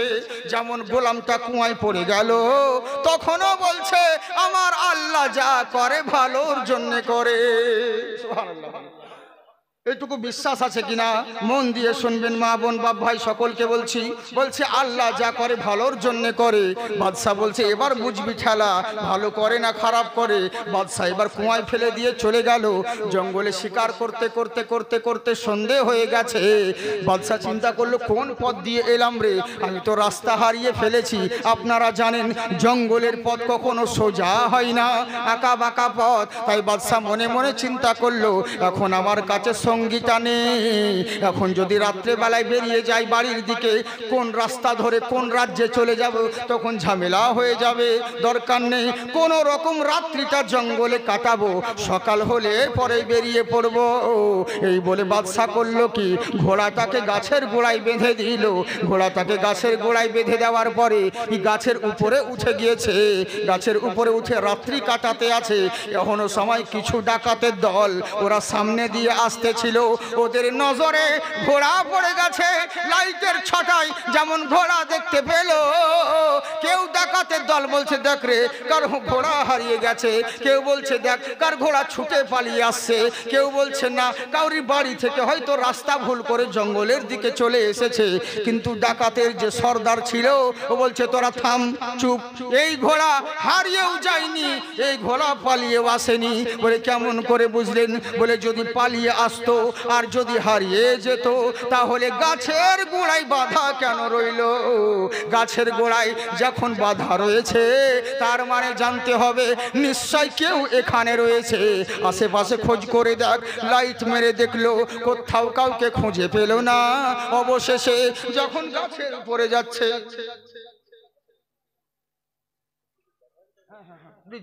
তো এবার করলো কি, যখন এবার করলো সব রকম ভাবে এই চিন্তা করে দেখলো যে নিশ্চয় গাছের মধ্যে কেউ আছে। উপরের দিকে লাইট মেরে দেখছে সাদা ধবধবে সওদাগর বাদশাহ ওই গাছের উপরে উঠে আছে। গাছের উপরে যেমন উঠা তেমনি সঙ্গে সঙ্গে ডাকাতের দল বলছে এই গাছে কি করছিস, নাম গাছ থেকে। তখন ছেলার নাম বাবাজি, বুঝতে পারছিস? চুপ করে কে বাবা তোমরা কি হয়েছে? বলে এখানে কি করছিস তুই? বলে শিকার করতে এসেছিলাম, রাস্তা হারিয়ে ফেলেছি, তাই মনে মনে চিন্তা করলাম কোনো রকম ভাবে রাত্রিটা জঙ্গলে কাটাই, তারপর সকাল হলে পরে বেরিয়ে পড়বো। বলে তাই নাকি? বললে হ্যাঁ। বলে চল আমাদের সঙ্গে। বলে কোথায়? বলে আমাদের রাজার দরবারে। বলে কেন? বলে তোকে জবাই করব। হিন্দু ভাইদের যেমন পাঠা বলি দেয়, আমাদের মুসলিমদের যেমন কুরবানি দেয়, ওই রাজ্যে ওই রাজার আমলে মানুষ বলি দিতে হয়। ওরা মানুষ বলি দিত, আনন্দ করতে করতে নিয়ে যেতে আছে। আজকে আমাদের বিশাল বড় আজকে কুরবানি দেওয়ার জন্য জিনিস নিয়ে যাচ্ছি, রাজা খুশি হবে, আনন্দ হবে, এই বলে রাজার দরবারে নিয়ে যেতে আছে। রাজ দরবারে যখন নিয়ে গেল এবার রাজা দেখা মাত্র খুশি হলো। বলে দারুণ জিনিস নিয়ে এসেছিস রে, একে কয়েদখানায় রেখে দে, এখন তো রাত্রি হয়ে গেছে, সকাল হওয়ার পরে কুরবানি দেব। বলে ঠিক আছে। কয়েদখানায় রাত্রিটা কাটলো। সকাল হওয়ার পরে রাজা বলতে লাগলো ও কর্মচারীরা একবার একে ভালো করে তেল পানি মাখিয়ে দে, ভালো করে গোসল দিয়ে দে। তেল মাখানো হলো, গোসল দেওয়া হলো। রাজা বলল শোন, আমি উপরে তো দেখছি ভালো আছে, তবু মনের ভিতর সন্দেহ কেন থাকে, একবার ভালো করে চেক করে নে। কর্মচারীরা বলছে হুজুর এ তো ভালোই জিনিস আছে। বলেছে তো দেখতেই পাচ্ছি, কিন্তু মনের ভিতর দুর্বলতা রেখে লাভ নাই, একবার ভালো করে চেক কর ওর মধ্যে কোনো জায়গায় খুঁত আছে কিনা। আমাদের খুঁত থাকলে যেমন কুরবানি হয় না, ওরা খুঁত থাকলে তেমনি জবাই করবে না। এরা চেক করতে লাগলো। চেক করতে করতে দেখছে মাথা থেকে পা অবধি হাতের একটা আঙুল কাটা রয়েছে। রাজার দরবারে খবর চলে গেল, রাজা মশাই আমরা যাকে এনেছি তার তো হাতের একটা আঙুল কাটা রয়েছে। প্রত্যেকটা মানুষের 5টা আঙুল থাকে, এর তো 4টে আঙুল রয়েছে। রাজা বলছে তাই নাকি? বললে হ্যাঁ। বলে জন্মগত কি কাটা? বলে না না না, জন্মগত নয়, মনে হচ্ছে রিসেন্ট কিছুদিন হলো আঙুল কেটেছে। বলে কতখানি কেটেছে? 1 ইঞ্চি না 2 ইঞ্চি? বলে 1-2 ইঞ্চি নয়, পুরো আঙুলটাই কাটা রয়েছে। রাজা বলছে এত বড় যখন খুঁত আছে একে তো কুরবানি দেওয়া যাবে না, ওকে বের করে দে। লাত মেরে বাদশা সওদাগরকে বের করে দিল। জমিনে উবুর হয়ে কান্না করে আর আল্লাহর কথা স্মরণ করে, ও গো রব্বুল আলামিন, আমার গোলাম যেটা বলেছিল বারহাক সত্য কথা, আজ যদি আমার হাতের আঙুল কাটা না থাকতো আমি তো কাফেরদের হাতে জবাই হয়ে যেতাম।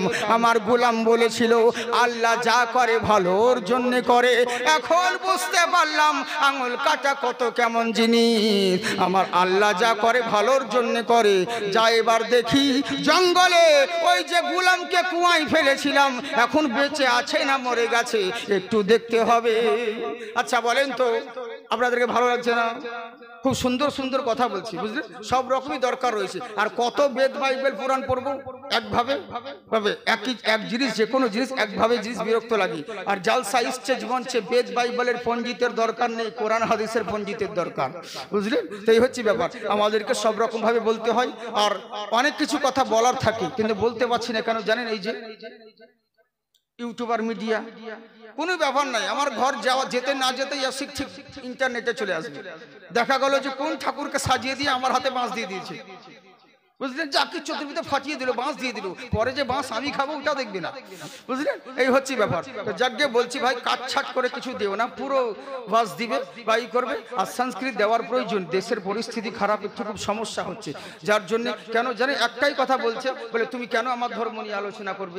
আমি বলছি ভাই আমি তো কিতাব থেকে বলছি, কেন ভুল কথা কোথায় বললাম? বলছে না তবু কেন বলবে, আমরা তো তোমার কোরআন পড়তে যাই না, তুমি কেন তোমার ধর্মগ্রন্থ বলবে? আর যদি বলবেই বা তো তুমি সোশ্যাল মিডিয়ায় কেন প্রচার করবে? এবার কি করব বলুন, খুব সমস্যা। জানেন দেশের পরিস্থিতি কত খারাপ, আমরা যদি বেঁচে থাকি কবে যে ভিতরে ঢুকবো তার কোনো ঠিক নেই।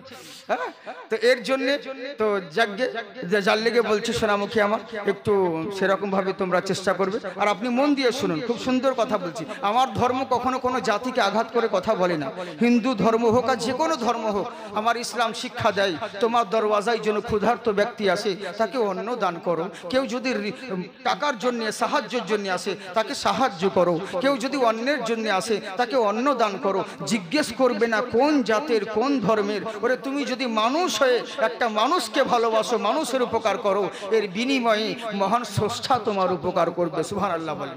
অতএব আমার ইসলাম ধর্ম কখনো কোনো ধর্মকে তাচ্ছিল্য করে না, আমরা কোনো দেবতার বিরুদ্ধে কথা বলি না। কেন বলবো? ওনারা ছিলেন মহামানব, ওনারা ছিলেন মহান দেবতা।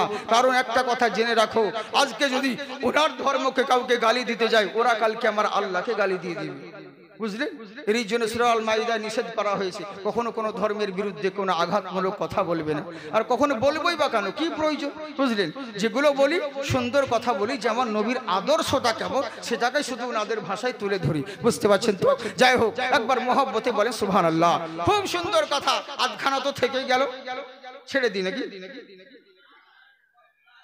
হ্যাঁ, মানে ওটা কমপ্লিট করবো? আচ্ছা, বাহ বাহ বাহ বাহ বাহ, সুবহানাল্লাহ সুবহানাল্লাহ, আপনাদেরকে ভালো রাখুক। কারা কারা শুনবেন এবার হাত উঠান, যারা যারা হাত উঠালেন জলসার জন্য 500 করে টাকা এনে দেন, আগামী বছর জলসার জন্য। এখন দিবে না, কেননা রুহু বের করা সহজ, কিন্তু রুপিয়া বের করা সহজ নয়। আমাদের দিকে মুর্শিদাবাদ বলুন আর উত্তরবঙ্গ বলুন, শিলিগুড়ি বলুন, আমাদের দিকে বলুন, মানুষ যখন মারা যায় তখন মেয়ে ছেলেরা কান্না করে, সুর করে করে কাঁদে। আপনাদের এইদিকে কেমন কাঁদে? এদিকে কেউ ওরকম কান্না করে? আমাদের দিকে কোনো মানুষ মারা গেলেই মেয়েরা কান্না যখন করবে সুর করে করে কান্না করে, এদিকে ওরকম কাঁদে কি? ওরকম কান্না করে না মনে হয়, কিন্তু আমাদের দিকের মেয়েরা সুর করে কান্না করে। কেমন কান্না করছে জানেন? একজনের স্বামী ভুল করে ঘুমের ওষুধ খেয়ে নিয়েছে, পাওয়ারওয়ালা ওষুধ ছিল, স্বামী অজ্ঞান হয়ে গেছে। এবার বউ এসে ধাক্কা ধুক্কি মারছে, যখন স্বামীর সারা শব্দ পাই নাই তখন বউ ভাবছে স্বামী হয়তো পটল তুলেছে। এই বলে মেয়েদের যা কান্না, লোকজনকে জড়ো করেছে, কান্না শুরু করেছে, আমার স্বামী মরে গেল, নতুন খাট রেখে কে ঘুমোবে গো? তো দেওরা বলছে আমি ঘুমোবো গো। গ্রামের ভাই ও স্বামী মারা গেছে, তোকে রং লেগেছে, তুই ঘুমোবি বলছি। তখন ছেলেটা বলছে আমি কি সত্যি ঘুমিয়েছি? মেয়েটা কান্না করছে তাই সান্ত্বনা দিচ্ছি। কেমন সান্ত্বনা দেখুন। দ্বিতীয়বার যখন মেয়েটা বলছে আমার স্বামী মারা গেল, নতুন হন্ডা বাইক রেখে এখন কে নিয়ে বেড়াবে লো? তো দেওরা বলছে আমি আছিল। গ্রামের লোক তো রাখবে, দুঃখ করবে। গ্রামের মোড়রা বলছে শোন বাবু, ওর দুঃখ, স্বামী মারা গেছে, ওর ব্যথাও বুঝছে, তোর কি আনন্দ হচ্ছে বাইকে নিয়ে বেড়াবি বলছি? ছেলেটা রেগে বলছে তোমরা শুধু আমাকে বলছো কেন? আমি কি সত্যিকারই নিয়ে বেরিয়েছি নাকি? তোমরা চুপ করে বসে আছো। মেয়েটা কান্না করছে তাই সান্ত্বনা দিচ্ছে। কেমন সান্ত্বনা দেখুন। তৃতীয়বার যখন মেয়েটা বলছে আমার স্বামী মারা গেছে, 1 লাখ টাকা ঋণ করে, কে পরিশোধ করবে গো? তখন দেওরা যাই গ্রামের মোড়রা, শুধু কি আমি একাই সান্ত্বনা দিব? তোমরা দাও না? আমি কি ঝিকা নিয়েছি? বুঝলেন? মানে ঘুমোবার সময়ও, বাইকে নিয়ে যাওয়ার সময়ও এখন মাল্লু দিতে হবে, তখন মোড়লদেরকে বলছে। তো আপনাদেরকে বলছি কারা কারা শুনবেন হাত উঠাচ্ছেন, পয়সার কথা বলা মাত্র এমনি করছেন, এরকম করেন না শোনা। একবার হাত উঠিয়ে বলেন আল্লাহু আকবার। বিশ্ব জগতে ঘুরিলে যার জোড়া পাবে না, আমার নবীর মতো আর নবী হবে না। মহব্বতে সুবহানাল্লাহ বলেন। কোথায় গেলে পাবো মোরা এমনই দয়ার নবী, জিনার হাতে রোজ হাসরের জান্নাতের চাবি কাঠি। ওরে সেই নবীজি ধরাইয়েছে দিলেন খোদার ঠিকানা, ওরে সেই নবীজি ধরাইয়েছে দিলেন খোদার ঠিকানা। আমার নবীর মত মতো আর নবী হবে না। তাই শুনে রাখো, পৃথিবীর বুকে ওই মহান নবীর মতন কেউ হবে না। বলে কেমন করে? পৃথিবীর বুকে ওঙ্কারা কারুলামা গুরু মূর্তি ভক্তি পূর্ণম পূজাতনম, বনে জলে জঙ্গলে যেখানেই যাও না কেন একবার ভক্তি সহকারে ওই মহান গুরুর যদি নাম জপতে পারো, তোমরা সব জায়গায় লাভবান হবে। বলে কেমন করে?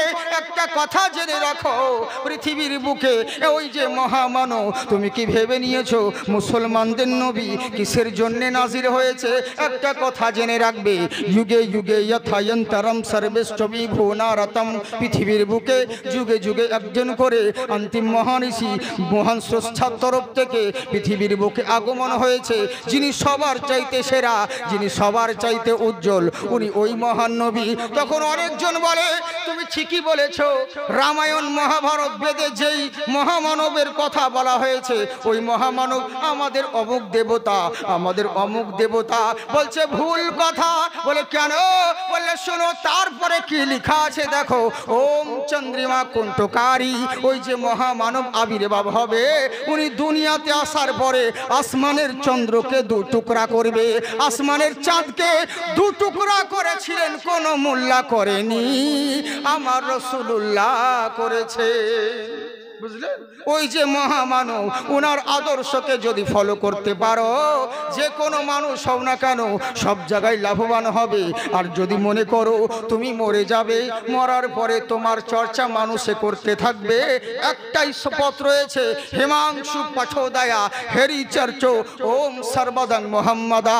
যদি বেঁচে থাকাকালীন ওই মহামানবের চর্চা যদি করতে পারো, তুমি মরে যাবে, মরার পরেও দুনিয়ার মানুষ তোমার চর্চা করবে, উনার মতন কেউ হবে না, উনাকে ফলো করতে হবে। যে কোনো জিনিসের দিক দিয়ে বলো না কেন নবীর প্রয়োজন রয়েছে। হ্যাঁ, প্রত্যেকটা জিনিসে যদি নবীকে ফলো করতে পারো, এখানেও কামিয়াব হবে, ওখানেও জান্নাত পাবে। ভালো মানুষ হতে চাও, আল্লাহর নবীকে ফলো করো। ভালো ডাক্তার হতে চাও, আল্লাহর নবীকে ফলো করো। ভালো মাস্টার হতে চাও, আল্লাহর নবীকে ফলো করো। ভালো ব্যারিস্টার হতে চাও, আল্লাহর নবীকে ফলো করো। ভালো কমান্ডার হতে চাও, আল্লাহর নবীকে ফলো করো। ভালো গভর্নর হতে চাও, আল্লাহর রসুলকে ফলো করো। ভালো স্বামী হতে চাও, আল্লাহর নবীকে ফলো করো। অনুগামী হতে চাও, আল্লাহর নবীকে ফলো করো। মহাজ্ঞানী হতে চাও, আল্লাহর নবীকে ফলো করো। নামি দামি হতে চাও, আল্লাহর নবীকে ফলো করো। ভালো ব্যবসায়িক হতে চাও, আল্লাহর নবীকে ফলো করো। ভালো ধার্মিক হতে চাও, আল্লাহর নবীকে ফলো করো। ভালো প্রেমিক হতে চাও, আল্লাহর নবীকে ফলো করো। ভালো দার্শনিক হতে চাও, আল্লাহর নবীকে ফলো করো। ভালো বৈজ্ঞানিক হতে চাও, আল্লাহর নবীকে ফলো করো। এক কথায় ইহ জগৎ এবং পর জগতে যদি কামিয়াব পেতে চাও, কাউকে নয় আল্লাহর নবীকে ফলো করো। আল্লাহ তোমাকে চোখ দিয়েছে, এই চোখে সবাইকে দেখতে পাও, নিজের চেহারা কোনোদিন দেখতে পাও না। কি আফসোস রে, এই চোখ দিয়ে সবাইকে দেখতে পাই, নিজের চোখ কান মুখ গলা এগুলো কেন দেখতে পাই না? তখন সায়েন্টিস্ট বলবে, আরে গাধা কোথাকার, নিজের চেহারা দেখতে হলে তোকে আয়নার দরকার রয়েছে। এই আমার মুসলমান শোনো, নিজের জাত দেখার জন্য যদি আয়নার দরকার হয়, নিজের জিন্দেগি দেখার জন্য সরকারে মদিনার দরকার রয়েছে। হ্যাঁ, নারা তো লাগাবেন না, কমসে কম সুবহানাল্লাহ বলে। বিরক্ত লাগছে না? ছেড়ে দেব কি? টাইম হয়ে গেল রে, বলবো? আচ্ছা আচ্ছা, মাশাআল্লাহ, জিন্দাবাদ। আল্লাহ আপনারা ভালো থাকুন, আপনারা ভালো মানুষ গো। আর আমরাই তো ভালো মানুষ, আমরাই তো সর্বশ্রেষ্ঠ, শুধু জুতো চুরি করি তাই, বাকি আমরাই তো ভালো মানুষ, আমাদের মতন আর কে আছে বলেন? হ্যাঁ, তবে যাকে আমার এই মাদ্রাসা রয়েছে, মাদ্রাসা তোলাবা রয়েছে, অনেকজন বলে কি জানেন, মাকাল গাছাতে চাঁদা দিয়ে আর কি হবে, মাদ্রাসাতে চাঁদা দিয়ে আর কি হবে, ছেলেদেরকে উগ্রপন্থী তৈরি হয়, মাদ্রাসায় মাওবাদী তৈরি হয়, বহু জনা বহু রকম কথা বলে। তো আপনারা ইন্টারনেটে দেখেছেন, বহুত আগে আমি দিল্লির সরজমিনে শাস্ত্রী পার্কে একটা প্রোগ্রাম ছিল, আমি 2 মিনিটের জন্য একটা কথা বলেছিলাম, আমাকে সময় দেয়নি। প্রথমে ভেবেছিল হয়তো আমি কিন্তু হিন্দু হব, নব মুসলিম মুসলিম হব, মানে বুঝতে পারিনি। আবার জামা প্যান্ট দেখে পরক্ষণে যখন বললো যে আরে এই হে জাকির চতুর্বেদী, যখনই বুঝতে পারলো ওরা তখনই সময় কমিয়ে দিয়েছিল। ওটা সেরকম জালসা ছিল না, একটা সম্মেলন ছিল। তো কি হলো জানে তো, মুসলমানদের বিরুদ্ধে যা ইচ্ছে তাই বলেছিল যে মাদ্রাসার ছেলেরা এই তৈরি হয়, মাদ্রাসার ছেলে ওই তৈরি হয়, যা ইচ্ছে তাই, মাদ্রাসার বাচ্চারা এই তৈরি হয় ওই তৈরি হয়। কিন্তু আমি বলেছিলাম শোনো, শাহরুখ না বনেগা না তো সলমান বনেগা, सलमान बनेगा, शाहरुख न बनेगा,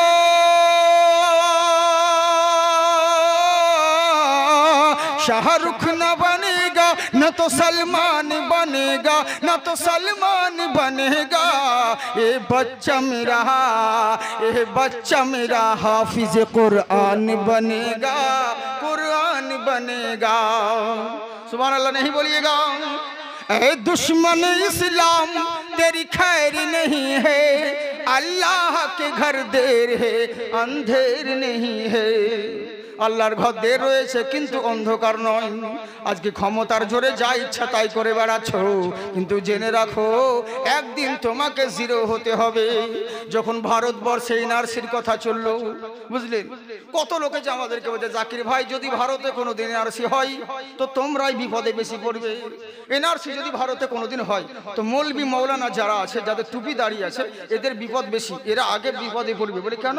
বলে এরই জন্যই ওদের যখন লেবাস দেখে চিনে নিবে মুসলমান, সোজা ডিটেনশন ক্যাম্পে ভরবে। আমি বলেছিলাম আবে আমার থেকে বিপদে তোরা বেশি আছিস। বলে কেমন করে? বলে শোন, আমাদের টুপি দাড়ি লেভেল দেখে তো চিনে নিবে যে আমরা মুসলিম, সোজা ডিটেনশন ক্যাম্পে ভরবে। আর তোদেরকে যতক্ষণ তোকে নাঙ্গা না করবে তো ধরাই পড়বি না হিন্দু না মুসলিম। তোর কাপড় খুলবে তারপরে চেক করবে তোকে। তো বুঝ কে বেশি বিপদে, আমরা না তোরা। একটা কথা ভেবে রাখিস, কাউকে তাড়তে হলে আগে নিজেকে ধরতে হয়। যে মালিক হিরো করতে পারে সে জিরো করতে পারে, তাই তো বাপজিরা? হ্যাঁ, তো তোমরা যতই যা কিছু করো, কিন্তু কে থাকবে আর কে থাকবে না কি হবে এটা সব আল্লাহর হাতে। কিন্তু ওই যে বললাম কিছু কিছু জিনিস বাপজি আমাদের জন্য দায়ী, জানেন? এর জন্য দায়ী হলাম আমরা। আমাদের মধ্যে তো মিল নেই। আমাদের দেওবন্দির জালসায় ফারাজিকে ঝুড়ে দিল, ফারাজির জালসায় হানাফিকে ঝুড়ে দিল, মানে শুধু ঝোড়াঝুড়ি চলছে, কাদাকাদি চলছে। আমি অনুরোধ করি প্রত্যেকটা জায়গায় বলি, ভাই পাঁচটা আঙুল সমান নয়, আমাদের মধ্যে বিভেদ থাকতেই পারে, কিন্তু আমাদের আখলাক যদি এরকম হয় তো অন্য লোকরা কি শিখবে বলো? কারণ আমাদের সান্নি বলো, হানাফি বলো, বেরেলি বলো, ফারাজি বলো, যে বলো না কেন, তাবলিগি বলো, পাঁচজন পাঁচ রকম আছে। আমাদের মধ্যে সবই এক, মাসলার মধ্যে কিছু ইখতিলাফ রয়েছে, মোতাবিক রয়েছে, তা মতভেদ রয়েছে। তো সেইগুলো লোকের সামনে না উদাম করে ঘরের ভিতর আলোচনা করো, পার্সোনাল আলোচনা করো, তবেই না। কিন্তু আমরা করি কি, ওই স্টেজে এইদিক সেদিক করতে গিয়ে দেশের 12টা বেজে গেল। এতে ইসলামের ক্ষতি হচ্ছে, এতে মুসলিম জাতির ক্ষতি হচ্ছে, বুঝলেন? এক জায়গায় মীমাংসা করুন, আলোচনা করুন, ঘরের ভিতর ঢুকে সেটা একটা মানিয়ে যায়। কিন্তু লোকের সামনে যখন বলবেন, অন্যান্য জাতিরা এটাকে অন্যরকম মাইন্ড করে নেয়। আল্লাহ আমার সকল আলিমদেরকে হেদায়াত দান করুক, বলুন আল্লাহুম্মা আমিন। বুঝলেন তো? যাকে তবে একটা জিনিস বিশ্বাস রাখতে হয়। কি বলবো বলুন? আচ্ছা আমি বলবো কি আগে? হ্যাঁ বলবো? আচ্ছা, মাশাআল্লাহ, সুবহানাল্লাহ। তো ঠিক আছে বলছি। জি জি, আপনারা কেউ নাই, 5 জন ব্যক্তি নাই এখানে যে 500 করে টাকা দিবেন আগামী বছর জলসার জন্য। আমি কালেকশন বক্তা নই, আর আমাকে কালেকশনের জন্য বলেও নি, কিন্তু আমি আপনাদেরকে বলছি মহব্বতে। আর আমি অত বিহায়া নই যে বারবার আপনাদেরকে বিরক্ত করবো, দেন গো ওরকম বলবো না, হয়তো 5-6 বার বলবো, বুঝলি? তো যাকে অসুবিধে নেই। হ্যাঁ, কোন মানুষ এখানে 5 জন ব্যক্তি শুধু 500 করে টাকা, বেশি বলিনি, 5,000 5 লাখ বলিনি, 500 করে টাকা শিরকাত মোহব্বতের জন্য। আমার মন বলে আপনার দেবেন। কি নাম বাবজি আপনার? কি নাম আপনার? নাম জানেন তো? ওই দেখেন, হ্যাঁ নাম দেখেন, একজন হয়ে গেছে। আর 4 জন উঠেন, বাস আর বলবো না আপনাদেরকে। আর 4 জন উঠেন। আমার কথাটাও শুনে, মুসাফির মানুষ বহু দূর থেকে এসেছি, মুসাফিরের দোয়া কবুল হয়। কেউ এবার বলবে কি জানেন তো, হুজুর পয়সা দিলাম না তো কি আছে, আল্লাহ যা করে ভালো লেগে করে, সালা আমার ফতোয়া আমাকে ঘুরিয়ে দিচ্ছে, বুঝলেন? তো এই হচ্ছে ব্যাপার। এরকম যেন না হয় সোনামুখী আমার। হ্যাঁ, যাকে মাশাআল্লাহ। তবে তাড়াতাড়ি করে, জলদি করে দিন। আর 4 জন নয়, 1 জন হয়েছে। আর 4 জন নয়, কোন যোগ্য বাবার যোগ্য ছেলে এখানে ইনশাআল্লাহ দোয়া করে দিব। কত দিকে কত টাকা চলে যাচ্ছে, ইয়াং যুবক ছেলে কেউ নেই। এই দেখেন এক বাবা যে দেন ওখানে হাত উঠিয়েছে, দেন সবুজ পাঞ্জাবি। একবার আসেন তো মুসাফা তো করেন, একবার মুসাফা তো করবে। আরে আপনাদের ইন্ডিয়া বলে এখানে চান্স পাচ্ছে, অন্য জায়গায় তো মুসাফা করার চান্সই পাওয়া যায় না। কোন দিক থেকে বক্তা ঢুকলো আর কোন দিকে বেরিয়ে গেল খুঁজে পাবেন না, আচ্ছা, ছোট্ট শিশু মুস্কান 500 টাকা দিয়েছে। আল্লাহ তুমি তার নেকদানকে কবুল করো। দুইজন হলো ওই বাপজি আমার একটা তিনটে, আর দুইজন সালাম ভাই। তোমার কোন সালাম ভাই? আপনার সালাম ভাই। জি জি, এরকম হয়ে যায় ভুল করে, জানে তো ঝুঁকে ঝুঁকে ওরকম যাকে তাকে করে দেয়। মানে ওর বউ মানে মা ডাকছে, শাশুড়ি মা ডাকছে, বউ মা আছে, তো শাশুড়ির ছেলেও নাম করতেই পারে, তো শাশুড়ি বলছে সেরাজুল ভাত খেয়ে নে, ওর বউটাও বলছে সেরাজুল ভাত খেয়ে নে, মানে ঝুঁকে ঝুঁকে, মানে শাশুড়ি বলেছে বলে, তো এরকম হয়ে যায়। তো যাকে 5 জন বলেছিলাম 4 জন হয়ে গেল, আর একজন দিন, আর একজন লাল জামা, ওই দেখেন লাল জামা, ওই দেখেন মাশাআল্লাহ সুবহানাল্লাহ। জি জি জি জি, আরে উঠো না, এখানে এসো না ভাই, নেকি পাবে। হ্যাঁ আসো, হ্যাঁ আমিনুল গাজী, সুবহানাল্লাহ। জান আমিনুল গাজী 500 টাকা দিয়েছে। আমিনো আমিনো আল্লাহ আমিনো আমিন। আমিনুল গাজীর মনের আশা পূর্ণ করো রব্বুল আলামিন। আমি দোয়া করি মওলা ইসছে বসিয়া, তুমি কবুল করো মওলা আরশে রহিয়া, বলুন আল্লাহুম্মা আমিন। আর আপনারা দিবেন না, যাকে বলবো না, আপনাদেরকে বিরক্ত করবো না। 5 জন চেয়েছিলাম, 5 জন দিয়েছেন, তবে এক হাতের 5টা আঙুল, আর এক হাত তো ছেড়ে দিবে, এক হাতের না হলে হলো, আর এক হাত তো দিন। হ্যাঁ আক্তার, আক্তার, এই দেখেন সুবহানাল্লাহ সুবহানাল্লাহ। আক্তার বাচ্চা আমার এইখানেতে ছিল কি না ছিল তা দানে বোঝা গেল। এখানে 500 টাকা নিয়ে এলো। আল্লাহ তুমি তার নেকদানকে কবুল করো মাশাআল্লাহ। তাহলে এক হাতে একটা হয়েছে, আরো 4 জন বাকি আছে। তাড়াতাড়ি তাড়াতাড়ি, বেশি বিরক্ত করবো না। লক্ষ্মী ভান্ডার এগুলো কই, ওরা পর্দা নারী ও আমার পর্দা মন্দিরের সোনামুখী, তোমরা যদি থেকো তো তোমাদেরকেও বলবো, তোমরাও নাম লিখাতে পারো, তোমরাও বলে যাবে, কোনো চিন্তার কোনো কারণ নেই। তোমরা টাকা পাচ্ছ, দোয়া করি আরো তোমরা পাও। কিন্তু একটাই অনুরোধ করবো মা জননীদেরকে, তোমরা সব করো কিন্তু পর্দাটা করো, পর্দাটা একটু করো, কারণ তোমাদের পর্দা নেই বলেই আজকে সমাজের এই অবস্থা। আচ্ছা সুবহানাল্লাহ। তাসলিমা বিবি হরিকাঠি 500 টাকা মাশাআল্লাহ সুবহানাল্লাহ। এখানে তাসলিমা মেয়ে মা বোনদের তরফ থেকে একজন হয়ে গেছে। কে বললে মা বোন দেয় না গো? ওরা সব জায়গায় দিবে, ওদেরই তো সরকার চলছে। হ্যাঁ হ্যাঁ, চিন্তার কোনো কারণ নেই, আমার মা বোন রয়েছে খুব ভালো। তার জন্য না, তাড়াতাড়ি করে 5 মিনিটের মধ্যে আপনাদের জলদি করে জমা দিন, 5 মিনিটের মধ্যে, বেশি দেরি করেন না সোনামুখী আমার। জালসা যদি সেরকম বলি না, জালসা শোনাই, মনে রাখবেন যে হ্যাঁ জাকির চতুর্বেদী এসেছিল, বুঝলেন তো? যতদিন বেঁচে থাকবেন মনে রাখবেন জালসা বহু শুনেছেন, বহু করবেন। এই মালের কোয়ালিটি একটু আলাদা, কিন্তু ওই যে শরীর অসুস্থতার কারণে আজকে ওইটা বস্তার মুখ খোলা হলো না, শুধু বস্তাটাই খুলতে ব্যস্ত, মাল বের করা হলো না, বুঝলেন তো? তো এই হচ্ছে ব্যাপার। আল্লাহ যদি সুযোগ দেয় তো আবার অন্য সময় হবে। আমরা ফাঁকিবাজ মৌলবি নয়, যা নিবেন সব পাবেন, কিন্তু পরিস্থিতি অনুযায়ী আমাদেরকে কথা বলতে হয়, বুঝলেন তো? পরিস্থিতি অনুযায়ী বড় কথা বলতে হয়, যেহেতু যেমন টাইম দিবেন সেরকম ওয়াজ হতে হবে। ইমান আলী সর্দার চাচা আমার মাশাআল্লাহ, নারে তাকবীর, 500 টাকা দিয়েছে। আব্বা মার নামে ইমান আলী সর্দার চাচা 500 টাকা। উম্মি আইমান সুবহানাল্লাহ, উম্মি আইমান তার স্বামী স্ত্রীর নামে দিয়েছে 500 টাকা। সুবহানাল্লাহ, 2000 টাকা। সুবহানাল্লাহ, দেখেন স্বামী দিয়েছে ওই স্ত্রীর নামে গো। হাই হাই হাই, এটা খুব কম দেখা যায়, কিন্তু মেয়েরা স্বামীর নামে দান করে। আমাদেরকে কতজন লুকিয়ে পয়সা দেয়, আমার স্বামীর লেগে দোয়া করে দিন হুজুর, কিন্তু কত স্বামীদেরকে দেখিনি যার স্ত্রীর লেগে দোয়া করতে পয়সা দেয়। এক জায়গায় 2000 টাকা দিয়েছিল আমাকে, লাল নোট, বলে হুজুর আমার স্ত্রীর নামে দোয়া করে দিয়ে। তোর পাশে ছেলেটা বলছে আব্বা মা যে বেঁচে আছে, তো ওই লেগে তো দিলাম যাতে মরে যায়, দোয়া করতে, বুঝলেন তো? তো এরকম হ্যাঁ, তো যাকে এদিন স্বামী দিয়েছে একজন উম্মি আইমানের স্ত্রীর নামে 2000 টাকা। আল্লাহ তুমি তার নেকদানকে কবুল করুক মাশাআল্লাহ, জিন্দাবাদ থাকুন। যেটা বলতে যাচ্ছিলাম, ইমানের পথে অবিচল থেকে আমার মরণ যেন হয়। ইউটিউবার ভাই তোমাদের জন্য একটা শর্ট নাতিয়া কালাম বলছি। অনেক দূর থেকে, কেউ 20-22 কিলোমিটার পথ থেকে এসেছে গো, বুঝলেন? কি করব? আমি বললাম ভাই আজকে যেও না, আমার তো গলায় বসে আছে, কি বলবো কি না বলবো, তো যাকে আল্লাহ পাক বলিয়েছেন আপনাদের দুয়ায়। আমি আমার সাদ্দাম ভাইকে বললাম, শুদ্ধ ভাই গলায় তো উঠে, তো বলছে চিন্তা করেন না, আপনাকে এখানে ওষুধ দিয়ে দেবো, কিন্তু ওষুধ দেয়নি এখন আমাকে। হ্যাঁ, তো যাকে তো মাস আল্লাহ পাক বলিয়েছেন, আপনাদের নিয়ত ভালো, মানুষ ভালো গো সত্যি। তো যাকে এরা যখন এত দূর থেকে এসেছে, এদের লেগে একটা শের বলেই দিই একবার, মোহাব্বত সুবহানাল্লাহ বলেন। তোমরাও সুবহানাল্লাহ বলো, পয়সা দিও না তো তোমরা, কিন্তু সুবহানাল্লাহ বলো। इसलिए तो जाते हैं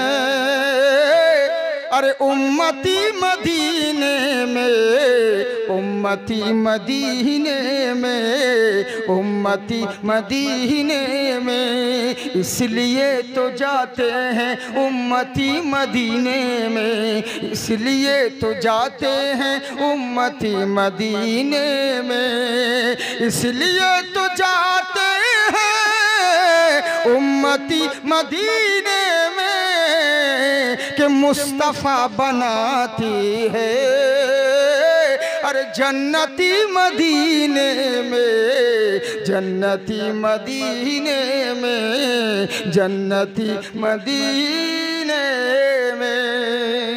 এতটুকুই থাক, বুঝলেন? কারণ ব্যাপারটা হচ্ছে কি, মাইক কিছু আওয়াজ যেন না মোটা লাগে। ভাই তোমার মাইক ভালো, কিন্তু আওয়াজ যেন না মোটা। আমার আওয়াজ খুব মোটা মনে হচ্ছে, কেন জানি না। কিন্তু নাত পড়া আর ওয়াজ করা চারটিখানি ব্যাপার নয়। নাতের মধ্যে বহুত ভাগ আছে। হ্যাঁ, আমি যে অনেকজন বলে গজল, সবাই বলে আমি যে গজল বলছি সেটা পড়ে দেখা, তবে তো নাতের মধ্যে বহুত ভাগ রয়েছে। ভাটিয়ালি শুনলাই মা শোনা গো, সবাই গেহে দিবে তালায়। যেমন আপনারা দেখেছেন, মনে হয় আপনাদেরকে একটা বুঝিয়ে দিচ্ছি, তারা যারা শিল্পী তারা বুঝতে পারবে। কি মা ফাতিমা তোমায় জানাই হাজারো সালাম, তোমার পিতা দান করেছেন খোদার ওই কালাম। এটা একরকম, যে কোনো মৌলানা গেহে দিবে। আবার আর একটা মা ফাতিমা তোমায় জানাই হাজারো সালাম, তোমার পিতা দান করেছেন খোদার ওই কালাম। এটা একরকম সবাই গেহে দিবে, কিন্তু আমি যা গাই একটু খুব উচ্চ স্বরে, যার জন্য একটু প্রবলেম হয়। মা ফাতিমা তোমায় জানাই হাজারো সালাম, তোমার পিতা দান করেছেন খোদার ওই কালাম। সুবহানাল্লাহ বলেন। বুঝতে পারছেন তো? এই লেগে বেশি লাগে দম, এই লেগে বুঝতে পারছেন বম, ব্যথা পেটে নাই দম ফুটাবে বম। এটাই তো হচ্ছে আমাদের অবস্থা। যাই হোক, মোহাব্বতে সঙ্গে জোরে বলেন সুবহানাল্লাহ। তো যেটা বলতে যাচ্ছিলাম, কি হয়েছে, আমার আল্লাহ রাব্বুল আলামিন যেটা করেন সেটা ভালো করে না খারাপ করে? ভালো করে। যেটা কমপ্লিট হয়নি সেটা ছেড়ে দিই, কমপ্লিট করে দিই, না কি বলেন? কমপ্লিট করে দিই কথাটাকে। সামনে, হ্যাঁ, এই যে সামনে জায়গা রয়েছে, একটু সামনে বসতে বলুন। ও সামনে যিনারা দাঁড়িয়ে আছেন ভাই, অনেক জায়গা ফাঁকা রয়েছে, একটু সামনের দিকে আসুন আমার সোনামুখী ভাইরা, সামনের দিকে আসুন। করে ব্যাপার নেই। আর কি করে আসবে, যারা পিছনে রয়েছেন আপনারা এগিয়ে আসবেন, তবেই না ওনারা আসবে। আপনারা তো জায়গা ঘরে বসে আছেন, ছাদের যে ভিড় থাকতে মানে কি আর বলবো, জায়গা আছে, এদিকে বাম্পারে ভিড় লাগিয়ে বসে আছে। যে সামনের দিকে আসুন, খুব ভালো হয়। যিনারা দেখুন দাঁড়িয়ে যারা আছেন, দাঁড়িয়ে নামাজ পড়লে নেকি আছে, দাঁড়িয়ে কিয়াম করলে নেকি আছে, দাঁড়িয়ে জানাজা পড়লে নেকি আছে, কিন্তু দাঁড়িয়ে যে মিলাদ জালসা শুনলে নেকি আছে এমন কোনো হাদিস নাই। বরং আদবের সঙ্গে বসে শুনলে বেশি নেকি পাবেন। বুঝলেন বাবজি সোনামুখী আমার? তো যেটা বলছিলাম, আল্লাহ যা করে ভালোর জন্য করে। এবার বাদশা চিন্তা করলো, গোলাম বেঁচে আছে না মরে গেছে, যাই দেখে আসি কুয়াতে। এবার জঙ্গলে গেল, ওই কুয়া দেখতে পেল, কুয়ার কাছে গিয়ে বলে, গোলাম রে বেঁচে আছিস? তখন ভেতর থেকে আওয়াজ দেয়, যাহা পানা আমি বেঁচে আছি, উঠান আমাকে কুয়ার ভেতর থেকে। কোন রকম ভাবে ঘোড়ার লাগাম দিয়ে হোক আর দড়ি দিয়ে হোক ওকে কুয়ার ভিতর থেকে উঠানো হলো। তখন এবার বাদশা সওদাগর বলছে, গোলাম রে তোর তো অবস্থা খারাপ হয়ে গেছে দেখছি, কিন্তু একটা জিনিস বিশ্বাস করে নিয়েছি। বলে কি বিশ্বাস করলে? বলে তুই তো ঠিকই বলতিস রে, আল্লাহ যা করে ভালোর জন্য করে, কিন্তু একটা জিনিস বুঝলাম না। কি বুঝলেন না? বললে শোন, আমি না হলে বুঝলাম আমার আঙুল কাটা ছিল বলে আমি জবাই হলাম না। সব ঘটনা খুলে বললো যে আমাকে রাজার দরবারে ডাকাতের দল ধরে নিয়ে গেছিল, এই কাণ্ড জানিস, আমার আঙুল কাটা ছিল বলে আমি জবাই হলাম না। কিন্তু তোকে কুয়ায় ফেললাম, আর তুই তাও বললি আল্লাহ যা করে ভালোর জন্য করে। কুয়াতে কি এমন ভালো মন্দ জিনিস দেখতে পেলি তুই?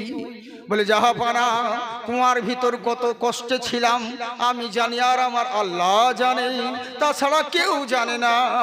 বলে তাহলে কষ্টে যখন ছিলি কেন বলছিলি আল্লাহ যা করে ভালোর জন্য করে? বলে এরই লেগেই তো বলি বাদশা রে, আপনি বাদশা হতে পারেন, আমি গোলাম হতে পারি, কিন্তু ইমানের দিক থেকে আপনার থেকে আমি সাচ্চা আছি, পাক্কা আছি। বলে কেমন করে? বলে জেনে রাখুন বাদশা মশাই, একটা জিনিস লক্ষ্য করুন, আমি হলাম গোলাম, আর আপনি হলেন বাদশাহ। এরই লেগে তো আল্লাহর রাসূল বলেন, একটা ধনী মানুষ একটা গরিব মানুষ সমানভাবে দুজনায় যদি ইবাদত করে নেয় তো বড় লোকটার আগে 40 বছর আগে গরিবটা জান্নাতে যাবে। সমস্ত নবীরা জান্নাতে যাবে, একজন নবী সবার শেষে জান্নাতে যাবে, যার নাম হলো হযরত সুলাইমান আলাইহিস সালাম। কেননা ওনাকে দুনিয়ার পৃথিবীর বাদশা করেছিলেন। ওনার হিসাব দিতে দিতে, পৃথিবীর হিসাব দিতে দিতে অন্যান্য নবীগণদের হিসাব দেওয়া হয়ে যাবে, সবাই জান্নাতে চলে যাবেন, সবার শেষে সুলাইমান নবী জান্নাতে যাবে। তাই তো গোলাম বলছে, বাদশা রে, আপনি এত বড় বাদশা কিন্তু ঈমান কেন এত কমজোর? বলে কেমন করে? আমার জায়গায় আজকে যদি আপনার জায়গায় আমি হয়ে যেতাম, এত বড় শিক্ষা পাওয়ার পরে দীক্ষা নিয়ে নিতাম, এত বড় ধাক্কা খেলেন তাও আপনি পাক্কা হতে পারলেন না। বলে কেন রে? বলে আপনার আঙুল কাটা ছিল বলে জবাই হলেন না, এত বড় ধাক্কা খেলেন তাও আপনি শিক্ষা নিতে পারলেন না, আল্লাহর উপর ঈমান মজবুত হলো না, তাও আপনি কেন কিন্তু লাগাতে আছেন? বলে হ্যাঁ আমি বুঝলাম আমার আঙুল কাটা ছিল বলে আমি জবাই হলাম না, আরে তোকে কুয়ায় ফেললাম, তো ভালো মন্দ জিনিস পাসনি, কষ্টের মধ্যে ছিলি, পোকার কামড়ে মশার কামড়ে রাত্রিটা কাটালি, তাও কেন বললি? মশা কামড়ালে কি আল্লাহ ভালো লেগে করে? কুয়ার ভিতরে কষ্টে না খেয়ে না দিয়েছিলি, পানি পান করতে পাস নাই, দুটো অন্নও খেতে পাস নাই, তাহলে কেন বললি আল্লাহ যা করে ভালোর জন্য করে? গোলাম বলছে, বাদশা রে আমার কথা মন দিয়ে শোনেন। বলে কি শুনবো বল? বলে আপনি আমি দুজনেই শিকার করতে এসেছিলাম। বলে হ্যাঁ এসেছিলাম। বলে রাত সন্ধে হয়ে গেছিল? বলে হ্যাঁ হয়ে গেছিল। আপনি যেমন রাস্তা হারিয়ে ফেলেছেন একই ঘটনা ঘটতো। বলে হ্যাঁ আপনি যেমন রাতটা কোনো রকম জঙ্গলে কাটালেন, আপনার সঙ্গে আমিও থাকলে আমাকেও রাত কাটাতে হতো।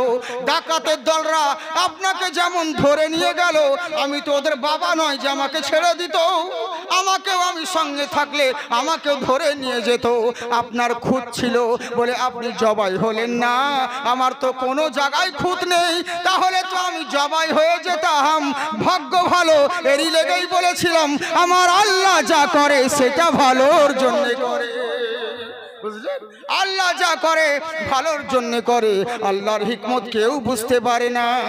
তাই আমার আবু তালহা বলছে, বিবি রে চিন্তা করিও না, আমার ছেলে যদি মরে যায় জানবো আল্লাহ যা করে ভালোর জন্য করে, আর যদি বেঁচে থাকে জানবো এটা আল্লাহ ভালোর জন্য করে। এখান থেকেই বলছিলাম, থাকার বলবো না, তাই হয়ে গেল, টাইম হয়ে গেছে। বাবজি শোনামুখী আমার, আমি তো ওরকম ভাবে ওরকম আমি যে তার্জে ওয়াজ করি সেরকম করি না। ওরকম যদি ওয়াজ করতে লাগি কখন সকাল হবে বুঝতে পারবেন না, কিন্তু করবো না তো আমাকে যেতে হবে অনেক দূর, বুঝলেন? অসুবিধে আছে, তো যার জন্য ইনশাআল্লাহ আল্লাহ পাক যদি সুযোগ দেন আবার আপনাদেরকে অন্য সময় হবে। আপনারা দোয়া করবেন বাবজি আমার লেগে। আমি খুব পরিস্থিতি মানে টেনশন, কিন্তু আমার একটা কথা কি জানেন, আমি যদি কাউকে কথা দিই ওয়াদা করি আমি সেই জায়গায় পৌঁছাই, তাতে যতই কষ্ট হোক। আমি বলতে যদি নাও পারি আমি স্টেজে গিয়ে শুধু সালাম দিব, আসসালামু আলাইকুম, আমি বলতে পারছি না, অসুস্থ মানুষ আপনারা ক্ষমা করে দিবেন বলে পালিয়ে আসবো। মানুষ তো বিবেক আছে, বুঝতে পারবে, হ্যাঁ, কিন্তু ওই ফোনে বলে দিব ভাই যেতে পারছি না, বিভিন্ন রকম অজুহাত দিয়ে, এরকম আমি করি না। কেন জানেন? কারণ আমার কারণে অনেক লোকের মান সম্মান জড়িয়ে আছে এই জালসার পিছনে, যার জন্যই তো আপনাদের এখানে কথা দিয়েছিলাম, হঠাৎ করেই দাওয়াত হয়েছে আর হঠাৎ করে এসেছি, বুঝলেন? তো ইনশাআল্লাহ আপনাদেরকে জানি না যেরকম হয়তো চেয়েছিলেন সেরকম দিতে পারলাম কিনা, তবে আল্লাহ পাক যদি সুযোগ দেয় আবার অন্য সময় আপনাদেরকে বলা হবে, দোয়া করবেন। তবে একবার মোহাব্বতের সঙ্গে কি আর বলবো, কথাটা